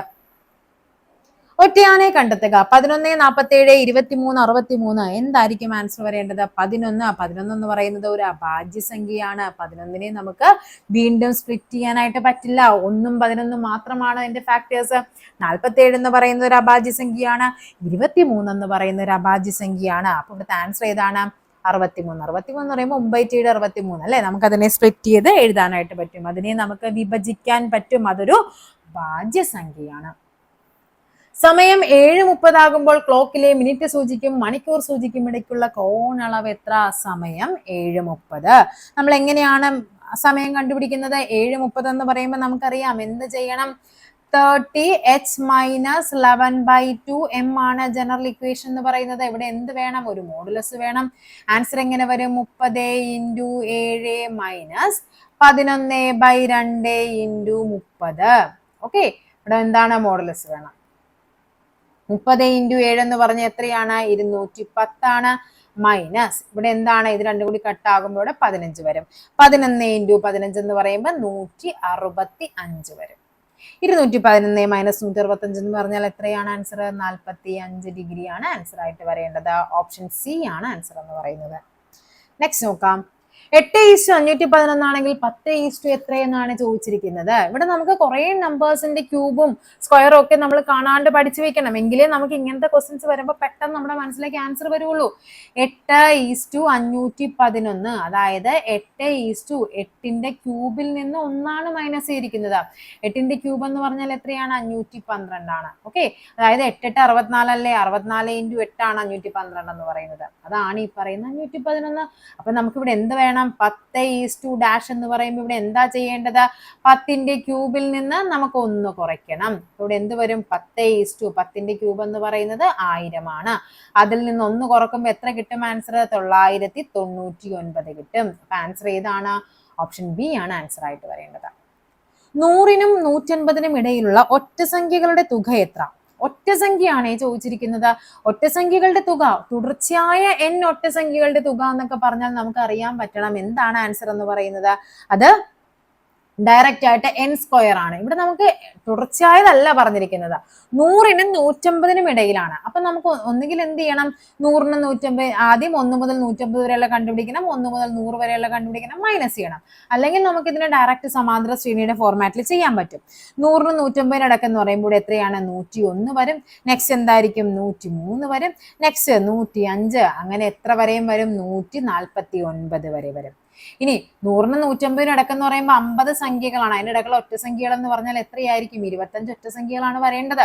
ഓക്കെ, അത് നമ്മുടെ ലോജിക്കാണ്. ഇനി നമുക്ക് ജസ്റ്റ് നമുക്ക് പെട്ടെന്ന് കിട്ടാവുന്ന കാര്യമുള്ളൂ. അതല്ല എങ്കിൽ നിങ്ങൾക്ക് എന്ത് ചെയ്യണം? n കണ്ടുപിടിക്കാൻ സമാന്തര ശ്രേണിയിൽ ഒരു ഇക്വേഷൻ ഉണ്ടല്ലോ. അവസാന പദം മൈനസ് ആദ്യ പദം ചെയ്യണം, ഡിവൈഡഡ് ബൈ കോമൺ ഡിഫറൻസ് ചെയ്യണം, പ്ലസ് 1 ചെയ്താൽ മതി. ഇവിടെ എത്ര കിട്ടും? 149 മൈനസ് 101 ഡിവൈഡ് ബൈ 2 പ്ലസ് 1 എത്രയാണ് വരേണ്ടത്? 149 മൈനസ് എന്ന് പറയുമ്പോൾ 48 ഡിവൈഡ് ബൈ 2 പ്ലസ് 1 എന്ന് വരും. അതായത് 24 പ്ലസ് 1 എന്ന് പറയുന്നത് 25. 25 ഒറ്റ സംഖ്യകളാണ് അവിടെ ഉള്ളതെന്ന് മനസ്സിലായി. ഇനി നമുക്ക് എന്ത് കണ്ടുപിടിക്കണം? തുക കണ്ടുപിടിക്കണം. തുകയാണല്ലോ ചോദിച്ചിരിക്കുന്നത്. തുക എങ്ങനെയാണ് കണ്ടുപിടിക്കേണ്ടത്? n/2 ഇൻറ്റു എന്താണ്? a plus an general equation ആണ്. സമാന്തര ശ്രേണിയുടെ n പദങ്ങളുടെ തുക കണ്ടുപിടിക്കാനുള്ള ഇക്വേഷൻ എന്താണ്? n/2 ഇൻറ്റു ആദ്യ പദം പ്ലസ് അവസാന പദമാണ്. ഇവിടെ n എന്ന് പറഞ്ഞാൽ എത്രയാണ്? 25/2 ഇൻറ്റു ആദ്യ പദം എത്രയാണ്? 101, അവസാന പദം എത്രയാണ്? 149. 25/2 എന്ന് പറഞ്ഞാൽ 25/2 ഇൻറ്റു 101 പ്ലസ് 149 എന്ന് പറഞ്ഞാൽ എത്രയാണ്? 280 ആണ്. ഇവിടെ നമുക്ക് എന്ത് ചെയ്യാം? കട്ട് ചെയ്ത് കളയാം. എത്ര തവണ? 125. 125 ഇൻറ്റു 25 എന്ന് പറയുമ്പോൾ 3125 വരും ആൻസർ ആയിട്ട്. ഓക്കെ, അപ്പൊ ആൻസർ ഏതാണ്? ഓപ്ഷൻ ഡി ആണ് ആൻസർ എന്ന് പറയുന്നത്. ഓക്കെ ആണല്ലോ. നെക്സ്റ്റ് നമുക്ക് ഇംഗ്ലീഷിലേക്ക് പോകാം. The weather was extremely bad. The match was not cancelled. അപ്പൊ എന്താ പറഞ്ഞിരിക്കുന്ന? വെദർ എന്താണ്? Extremely bad. വെദർ ഭയങ്കര, കാലാവസ്ഥ ഭയങ്കര മോശമായിരുന്നു. എന്താണ്? The match was not cancel. Match cancel ചെയ്തില്ലെന്നാണ് പറയുന്നത് അല്ലെ. ദെയർഫോർ എന്നൊക്കെ പറയുമ്പോൾ എന്താണ്? മാച്ച് വാസ് ക്യാൻസൽ, എന്നിട്ട് എന്ത് ചെയ്യണം? മാച്ച് ക്യാൻസൽ ചെയ്തു എന്നുള്ളൊരു മീനിങ്ങിലാണ് വരേണ്ടത്. അപ്പൊ ഇവിടെ എന്താണ് വരേണ്ടത്? The weather was extremely bad. Nevertheless പഠിച്ചു വെച്ചു. നെവർത്ത്ലെസ് എന്ന് പറഞ്ഞാൽ എന്താണ്? എന്നിരുന്നാലും. നമ്മൾ ഹൗഎവർ എന്നൊക്കെ പറയില്ലേ? എന്നിരുന്നാലും, എങ്കിലും എന്ത് ചെയ്തില്ല അവര്? മാച്ച് ക്യാൻസൽ ചെയ്തില്ല. The weather was extremely bad. Nevertheless, the match was not cancelled. എന്നിരുന്നാലും, എങ്കിലും ആ ഒരു മീനിങ് പഠിച്ചു വെക്കണേ. ഓക്കെ, നെക്സ്റ്റ് നോക്കാം. Which of the following statement is not correct? ശരിയല്ലാത്ത പ്രസ്താവനയാണ് വേണ്ടത് അല്ലേ? 100 rupees is not a big amount അല്ലെ? 100 rupeesനെ നമ്മൾ സിംഗുലർ ആയിട്ടാണ് പറയുന്നത്. The furniture was bought from Paris. Okay, furniture അവിടെ നിന്നാണ് വാങ്ങിച്ചത്. Every school and college have a playground. എല്ലാ സ്കൂളിലും കോളേജിലും എന്തുണ്ട്? പ്ലേ ഗ്രൗണ്ട് ഉണ്ട്. ഓക്കെ ആണല്ലോ. അപ്പൊ ഇതാണ് നമ്മുടെ തെറ്റ്. The children as well as the teacher have left. നമുക്ക് നോക്കാം എന്താന്നുള്ളത്. അതായത് ഇത്രയേ ഉള്ളൂ സംഭവം. എവരി അല്ലെ, ഈച്ച് അങ്ങനെയൊക്കെ നമ്മൾ വെച്ച് കണക്ട് ചെയ്യുവാണ് അല്ലെ. രണ്ട് നാമങ്ങളെയല്ലേ നമ്മൾ കണക്ട് ചെയ്യുന്നത്? സ്കൂളുമുണ്ട് കോളേജുമുണ്ട്. എവരി സ്കൂൾ ആൻഡ് കോളേജ് എന്നൊക്കെ പറയുമ്പോൾ every, each school and college അങ്ങനെയൊക്കെ റെപ്രസെന്റ് ചെയ്യുമ്പോൾ എന്താണ് വേണ്ടത്? വെർബ് ഇവിടെ എന്താവണം? സിംഗുലർ ആയിരിക്കണം. അപ്പൊ ഇവിടെ ഹാവ് ആയിരുന്നില്ല വേണ്ടത്, ഇവിടെ എന്താകണമായിരുന്നു? ഹാസ് വേണം. എവരി സ്കൂൾ ആൻഡ് കോളേജ് എന്നാണ് വേണ്ടത്. Has A play ground. Okay, അപ്പൊ ഇവിടെ എന്താണ് ആൻസർ ആയിട്ട് വരേണ്ടത്? ഇവിടെ ഹാവ്. അതാണ് തെറ്റായിട്ടുള്ള സ്റ്റേറ്റ്മെന്റ്. നമുക്ക് തെറ്റാണല്ലോ ചോദിച്ചിരിക്കുന്നത്. Radhika will attain good marks. എന്താണ് വന്നിരിക്കുന്നത്? ക്വസ്റ്റ്യൻ ടാഗ് ആണ് അല്ലെ. Radhika will attain good mark. എന്താണ് നോക്കാം നമുക്ക്. വില്ലാണ് അല്ലെ, നമുക്കിവിടെ തന്നിട്ടുണ്ട്. വില്ലാണ്. ഇവിടെ എന്താണ്? Will attain good mark. ഇവിടെ പോസിറ്റീവ് ആണെങ്കിൽ ടാഗ് എന്തായിരിക്കണം? നെഗറ്റീവ് ആയിരിക്കണം. വില്ലിന്റെ നെഗറ്റീവ് എന്താണ് വരേണ്ടത്? വോണ്ട് ആണ് അല്ലെ. വോണ്ട്, വില്ല് വോണ്ട് ആണ് വേണ്ടത്. അപ്പൊ എന്ത് വേണം ഇവിടെ? വോണ്ട് ഷീ എന്ന് വേണം. Radhika will attain good mark, won't she. നമ്മുടെ തന്നിരിക്കുന്ന സ്റ്റേറ്റ്മെന്റ് പോസിറ്റീവ് ആണെങ്കിൽ ടാഗ് എന്തായിരിക്കണം? നെഗറ്റീവ് ആയിരിക്കണം. ഓക്കെ, അപ്പൊ തന്നെ നമുക്ക് എന്താണ്? ഇതല്ല എന്ന് മനസ്സിലായി. ഇവിടെ തന്നിരിക്കുന്നത് വില്ല് വെച്ചായത് കൊണ്ടാണ് ഇവിടെ എന്ത് വന്നിരിക്കുന്നത്? വോണ്ട് വന്നിരിക്കുന്നത്. Vishal's father is going abroad dash a month. നോക്കാം നമുക്ക്. സിൻസ് എ മന്ത് നമ്മൾ പറയൂ. സിൻസ് 2012.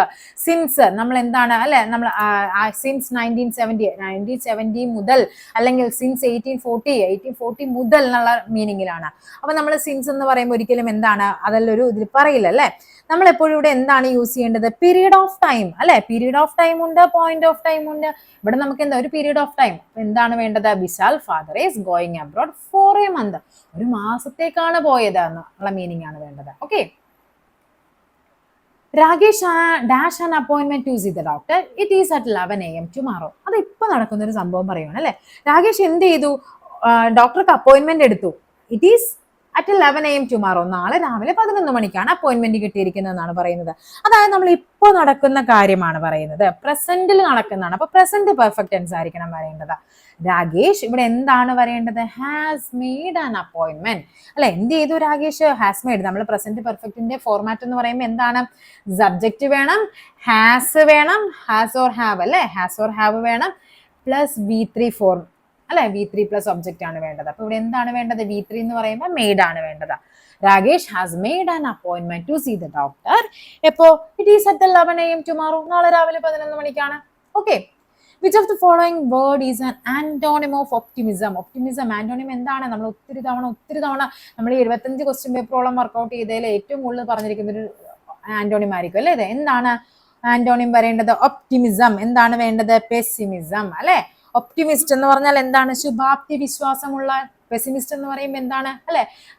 വിശ്വാസമില്ലാത്ത, നിരീശ്വരവാദി എന്നൊക്കെ പറഞ്ഞില്ല, ആ ഒരു മീനിങ്ങിലാണ്. ഏത്തിസ്റ്റിന്റെ മീനിങ് അല്ല കേട്ടോ. ഒപ്റ്റിമിസ്റ്റ് എന്ന് പറഞ്ഞാൽ ശരിക്കും എല്ലാത്തിലും നല്ലത് മാത്രം ചിന്തിക്കുന്നതിനാണ് നമ്മൾ ഒപ്റ്റിമിസ്റ്റ് എന്ന് പറയുന്നത്. ശുഭാപ്തി വിശ്വാസം. Which of the following idiomatic expression has the meaning to reveal the secret? എന്താണ് ടു റിവീൽ ദ സീക്രട്ട് എന്ന് പറഞ്ഞാൽ? To spill the beans. നമ്മൾ കുറെ തവണ പറഞ്ഞിട്ടുണ്ട്. ടു റിവീൽ ദ സീക്രട്ട് എന്താണ്? To spill the beans. എന്താണ് at the drop of a hat എന്ന് പറഞ്ഞാൽ? At the drop of a hat. അതായത് willing to do something immediately. പെട്ടെന്ന് ചെയ്യാൻ റെഡിയാണ്. At the drop of a hat എന്ന് പറയുന്നത്. Okay, a bolt from the blue എന്ന് പറഞ്ഞാൽ എന്താണ്? A bolt from the blue. Sudden ആണ് ആൻഡ് അൺഎക്സ്പെക്ടഡ് ഇവന്റ്. പെട്ടെന്ന് നടന്നൊരു സംഭവം, അതിനെയാണ് a bolt from the blue അല്ലെ. എന്താണ് a bolt from the blue എന്ന് പറഞ്ഞാൽ എന്താണ്? അപ്പൊ സഡൻ അല്ലെങ്കിൽ ഒട്ടും പ്രതീക്ഷിക്കാത്തൊരു കാര്യമാണ്. Okay, call a spade spade. എന്താണ് പറയുന്നത്? Speak frankly and directly. വളച്ചു കിട്ടുന്നില്ല. സ്പീക്ക് ഫ്രാങ്ക്ലി ഇതിനെയാണ് സ്പീക്ക് അല്ലെ. കോൾ എ സ്പേഡ് സ്പേഡിനെ നമ്മൾ എന്ത് വിളിക്കണം? സ്പേഡ് തന്നെ വിളിക്കണം. അതായത് ഫ്രാങ്ക് ആയിട്ട് നമ്മൾ സംസാരിക്കണം എന്നുള്ള മീനിങ്ങിലാണ്. Okay, find out the correctly spelt word. എന്താണ് കറക്റ്റ്ലി സ്പെൽറ്റ് വേർഡ് വരുന്നത്? കുറേ ക്വസ്റ്റ്യൻസ് ഇങ്ങനെ എപ്പോഴും വരാറുണ്ട്. അക്കോമഡേഷൻ ആണ്, സ്പെല്ലിംഗ് പഠിച്ചു വെച്ചു. ഓപ്ഷൻ ഡി ആണ്. നോക്കാം നമുക്ക്. ACCO അക്കോ, രണ്ട് സി ഉണ്ട്, എന്താണ് എം ഉണ്ടെന്ന് ഓർത്തിരിക്കുക. ACCO, MMO, എന്താണ് DATION ആണ്. അക്കോമഡേഷൻ. ഓക്കെ. നെക്സ്റ്റ് നോക്കാം. The train dash the station. ഇത് എന്ത് ചെയ്തിട്ടുണ്ട്? PSC ക്യാൻസൽ ചെയ്തിട്ടുണ്ട്. PSC ക്യാൻസൽഡ് ക്വസ്റ്റ്യൻ ആണ്. കോളറ്റ് എന്ന് പറഞ്ഞാൽ എന്താണ്? കോളറ്റ് എന്ന് പറഞ്ഞാൽ ടു സ്റ്റോപ്പ്. ഓക്കെ. പിന്നെന്താണ് പറയുന്നത്? കോളോൺ എന്ന് പറഞ്ഞാൽ എന്താണ്? വിസിറ്റ് എ പേഴ്സണെയാണ്. Visit a person. Call for എന്ന് പറഞ്ഞാൽ എന്താണ്? കോൾ ഫോർ എന്ന് പറഞ്ഞാൽ ഡിമാൻഡ് ചെയ്യുക എന്നുള്ളതാണ് കോൾ ഫോർ എന്ന് പറയുന്നത്. കോൾ ഓഫ് എന്ന് പറഞ്ഞാൽ എന്താ? ക്യാൻസൽ ചെയ്യുക എന്നുള്ള മീനിങ് ആണ്. One who devoted to the pleasure of eating and drinking, അല്ലെ? ഹാപ്പി ആയിട്ട് എന്ത് ചെയ്യുക? ഫുൾ ടൈം ഫുഡ് കഴിക്കുക. അങ്ങനെയുള്ളവരെ പറയുന്ന പേരെന്താണ്? എപ്പിക്യൂർ, അല്ലെ? One who devoted to the pleasure of eating and ഡ്രിങ്കിങ്ങിന് പറയുന്നത് എപ്പിക്യൂർ എന്നാണ്. എപ്പിക്യൂർ. ഓക്കെ. എന്താണ് ഫ്യൂജിറ്റീവ് എന്ന് പറഞ്ഞാൽ? ഓക്കെ, എന്താണ് ഫ്യൂജിറ്റീവ് എന്ന് പറഞ്ഞാൽ? അതായത് ആരെങ്കിലും എന്താണ് ഓടി ഒളിക്കുക എന്ന് പറയത്തില്ലേ? അതായത് പോലീസിൽ നിന്ന് രക്ഷപ്പെട്ട് ഓടി ഒളിക്കുക, അല്ലെ? ഒളിച്ചിരിക്കുക എന്നുള്ള മീനിങ്. ഫ്യൂജിറ്റീവ് എന്ന് പറയുമ്പോൾ എന്താണ്? Someone who is running away or hiding. എന്തിനു വേണ്ടിയിട്ട്? Usually in order to avoid the being caught by the police പിടിക്കാതിരിക്കാൻ വേണ്ടി ഒളിച്ചിരിക്കുന്നവരെ. പിന്നെന്താണ് വാഗാബോണ്ട്? എന്താണ് വാഗാബോണ്ട് എന്ന് പറഞ്ഞാൽ? അല്ലെ, നമ്മള് ചിലവരെന്താണ് ജോലിയൊക്കെ അന്വേഷിച്ച് ഇങ്ങനെ തെരഞ്ഞു നടക്കൂലേ? Someone who wanders from place to place and has no home or job. എന്താണ്? ഒന്നും ജോലിയില്ല, വീടും ഇല്ലാത്ത ഇങ്ങനെ അലഞ്ഞു തിരിഞ്ഞ് നടക്കുന്നവരെയൊക്കെ പറയുന്നതിന് വാഗാബോണ്ട് എന്ന് പറയുന്നത്. സിനിക് എന്ന് പറഞ്ഞാൽ എന്താണ്? One who believes that human conduct is motivated wholly by self interest, അല്ലെ? സിനിക് എന്ന് പറഞ്ഞാൽ ആ ഒരു വിശ്വാസം, ആ ഒരു നമ്മളിൽ തന്നെ ഒരു വിശ്വാസം എന്നൊക്കെ പറയത്തില്ല, അതിനെയാണ് നമ്മൾ സിനിക് എന്ന് പറയുന്നത്. ഓക്കെ. നെക്സ്റ്റ് നോക്കാം. ശരിയായ പദമേത്? ഐകമത്യം. എന്താണ് ശരിയായിട്ട് വരേണ്ടത്? ഐകമത്യം. ഇങ്ങനത്തെ ക്വസ്റ്റ്യൻസ് ഒത്തിരി വരാറുണ്ട്. ഈ പറയുന്ന കറക്റ്റ് ആക്കാൻ വേണ്ടി പഠിക്കുന്നില്ലേ? അതായത് എന്താണ് പറയുന്നത്? ശരിയായ പദമായിട്ട് പഠിക്കുന്നത് ഐകമത്യം. എങ്ങനെയാണ് വരേണ്ടത്? ഓപ്ഷൻ ഐകമത്യമാണ്. ഓപ്ഷൻ എ ആണ് ആൻസർ ആയിട്ട് വരേണ്ടത്, ഐകമത്യം. അങ്ങനെയാണെങ്കിൽ ജസ്റ്റ് നമുക്ക് നോക്കാം. കേമത്തം എന്താണ് വരേണ്ടത്? കേമത്വം എന്നൊക്കെ പറയും. എന്താണ് കേമത്തം എന്ന് പറഞ്ഞാൽ? കേമത്തം ഇങ്ങനെയാണ് പറയേണ്ടത്. കേമത്തം. ഇതാണ് ശരിയായിട്ട് വരേണ്ടത്. വിദ്യുത് ശക്തി. ഏതാണ് ശരി എന്ന് പറയുന്നത്? വിദ്യുത് ശക്തി. ഇങ്ങനെയാണ്. വിദ്യുത് ശക്തി അല്ല, വിദ്യുത് ശക്തിയാണ്. അങ്ങനെയാണെങ്കിൽ യാദൃച്ഛികം എന്താണ്? യാദൃച്ഛികമാണ്. കവി, കവയത്രി നമ്മൾ പഠിച്ചിട്ടുണ്ട് അല്ലെ? എങ്ങനെയാണ് കവയത്രി എഴുതേണ്ടത്? കവ, യാവള്ളി, താവള്ളി. നമ്മൾ അങ്ങനെ തന്നെ പഠിച്ചു വെച്ചിട്ടുണ്ട്. കവയിത്രിയാണ്, കവയിത്രി. ഓക്കെ. അങ്ങനെയാണെങ്കിൽ ഗുരുത്വം എന്താണ്? നമ്മൾ ഇങ്ങനെയൊക്കെ എഴുതി വെക്കും അല്ലെ? ഗുരുത്വം എന്നൊക്കെ പറഞ്ഞ് എഴുതി വെക്കും. ഇത് തെറ്റാണ്. എങ്ങനെയാണ് എഴുതേണ്ടത്? ഗുരുത്വമാണ്. ഓക്കെ. അതേപോലെ തന്നെ എന്താ പറയാ? അടിമത്തം. നമ്മൾ കേമത്തം പറഞ്ഞു, അതേപോലെ നമ്മൾ പറയാവുന്നതാണ് അടിമത്തം. ഇങ്ങനെയൊക്കെയാണ് കറക്റ്റ് ആയിട്ട് എഴുതേണ്ട കുറച്ച് വാക്കുകൾ എന്ന് പറയുന്നത്. നെക്സ്റ്റ് നോക്കാം. എ ബേർഡ്സ് ഐ വ്യൂ എന്ന് പറയുന്നതിന് തുല്യമായ മലയാള വാക്യം എന്താണെന്നാണ്. പക്ഷി വീക്ഷണമല്ല, അതിന് പറയുന്നത് എന്താണ്? വിഹഗവീക്ഷണം. പക്ഷി വീക്ഷണം ഒന്നും എഴുതി വെക്കരുത് കേട്ടോ. നമ്മളത് നോർമലി പറയുന്നൊരു ഇതാണ്. എന്താണ്? പക്ഷി വീക്ഷണമല്ല, എന്താണ്? വിഹഗവീക്ഷണം. എ ബേർഡ്സ് ഐ വ്യൂ എന്ന് പറഞ്ഞാൽ എന്താണ്? വിഹഗവീക്ഷണം. അതേപോലെ കുറച്ച് നമുക്ക് നോക്കിയാലോ എന്തൊക്കെയാന്നുള്ളത്.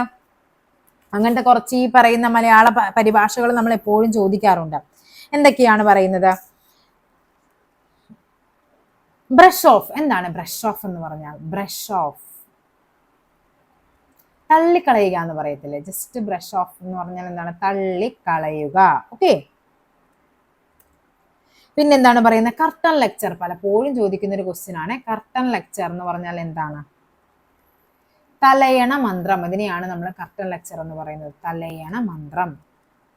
ഓക്കെ. പിന്നെന്താണ്? Barking dog seldom bite. നമ്മൾ സ്ഥിരം പറയുന്നതാണ് ബാർക്കിംഗ് ഡോഗ് സെൽഡം ബൈറ്റ്. എന്താണ്? കുരയ്ക്കും പട്ടി കടിക്കില്ല അല്ലെ? കുരയ്ക്കും പട്ടി കടിക്കില്ല എന്ന് പറയും. കുരയ്ക്കും പട്ടി കടിക്കില്ല. ബാർക്കിംഗ് ഡോഗ് സെൽഡം ബൈറ്റ് എന്ന് പറയും.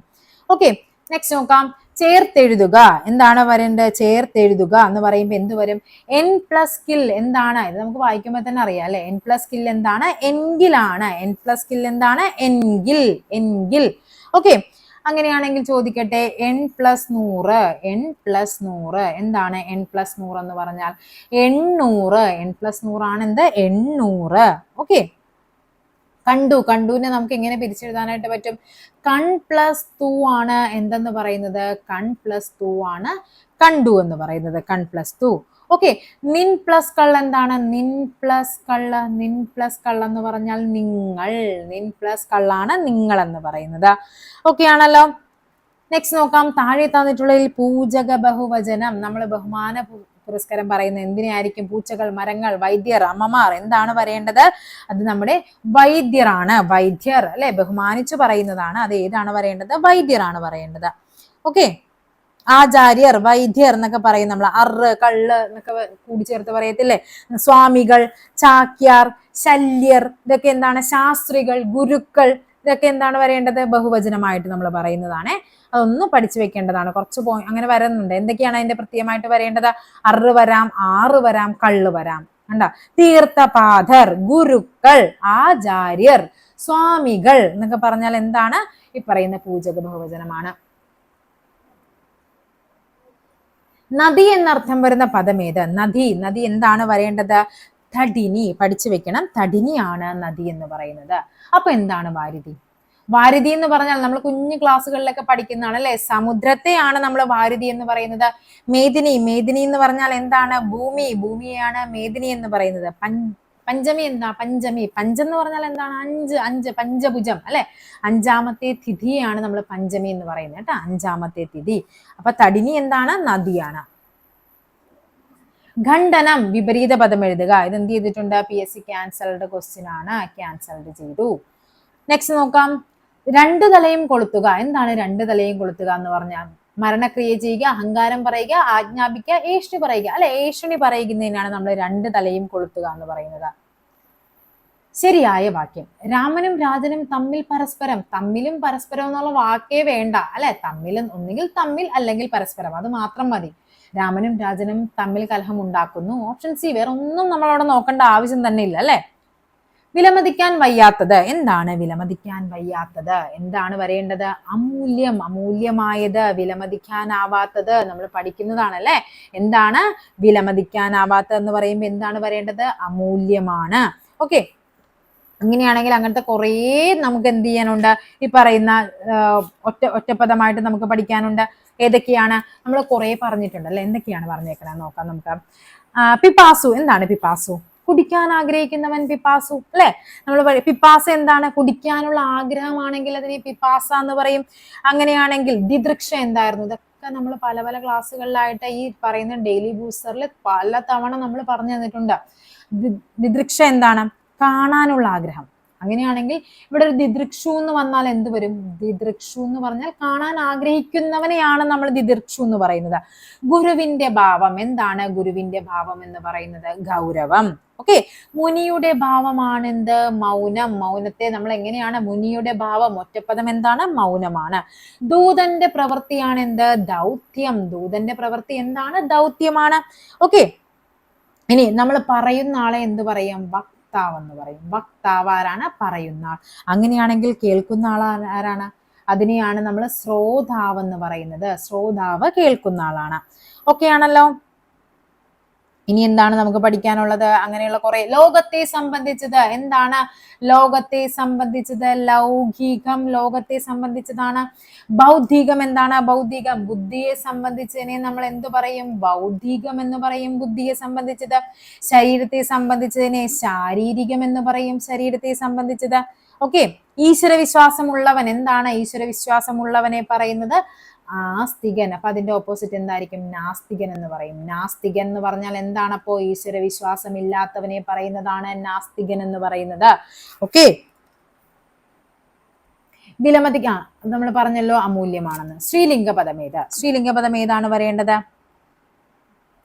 മനുഷ്യൻ, പൊതുവാൾ, രാജ്ഞി, മകൻ. ഏതാണ് സ്ത്രീലിംഗ പദമായിട്ട് വരേണ്ടത്? രാജ്ഞിയാണ് അല്ലെ. നമുക്കറിയാം, കാണുമ്പോൾ തന്നെ നമുക്കറിയാം എന്താണ് സ്ത്രീലിംഗ പദം? രാജ്ഞിയാണ്. അതേപോലെ കുറെ സ്ത്രീലിംഗ പദങ്ങളും പുല്ലിംഗ നമുക്കിത് പഠിക്കാനുണ്ടല്ലോ. എന്തൊക്കെയാണ്? മോഷ്ടാവ്.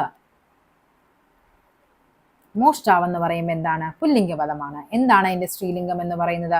മോഷ്ടി എന്ന് പറയും. മോഷ്ടി. ഓക്കെ, മോഷ്ടി മോഷ്ടി എന്നൊക്കെ പറയും കേട്ടോ. മോഷ്ടി എന്നാണ് ഞാൻ കണ്ടത്. നോക്കാം നമുക്ക്. ഇനി എന്താണ് തമ്പി?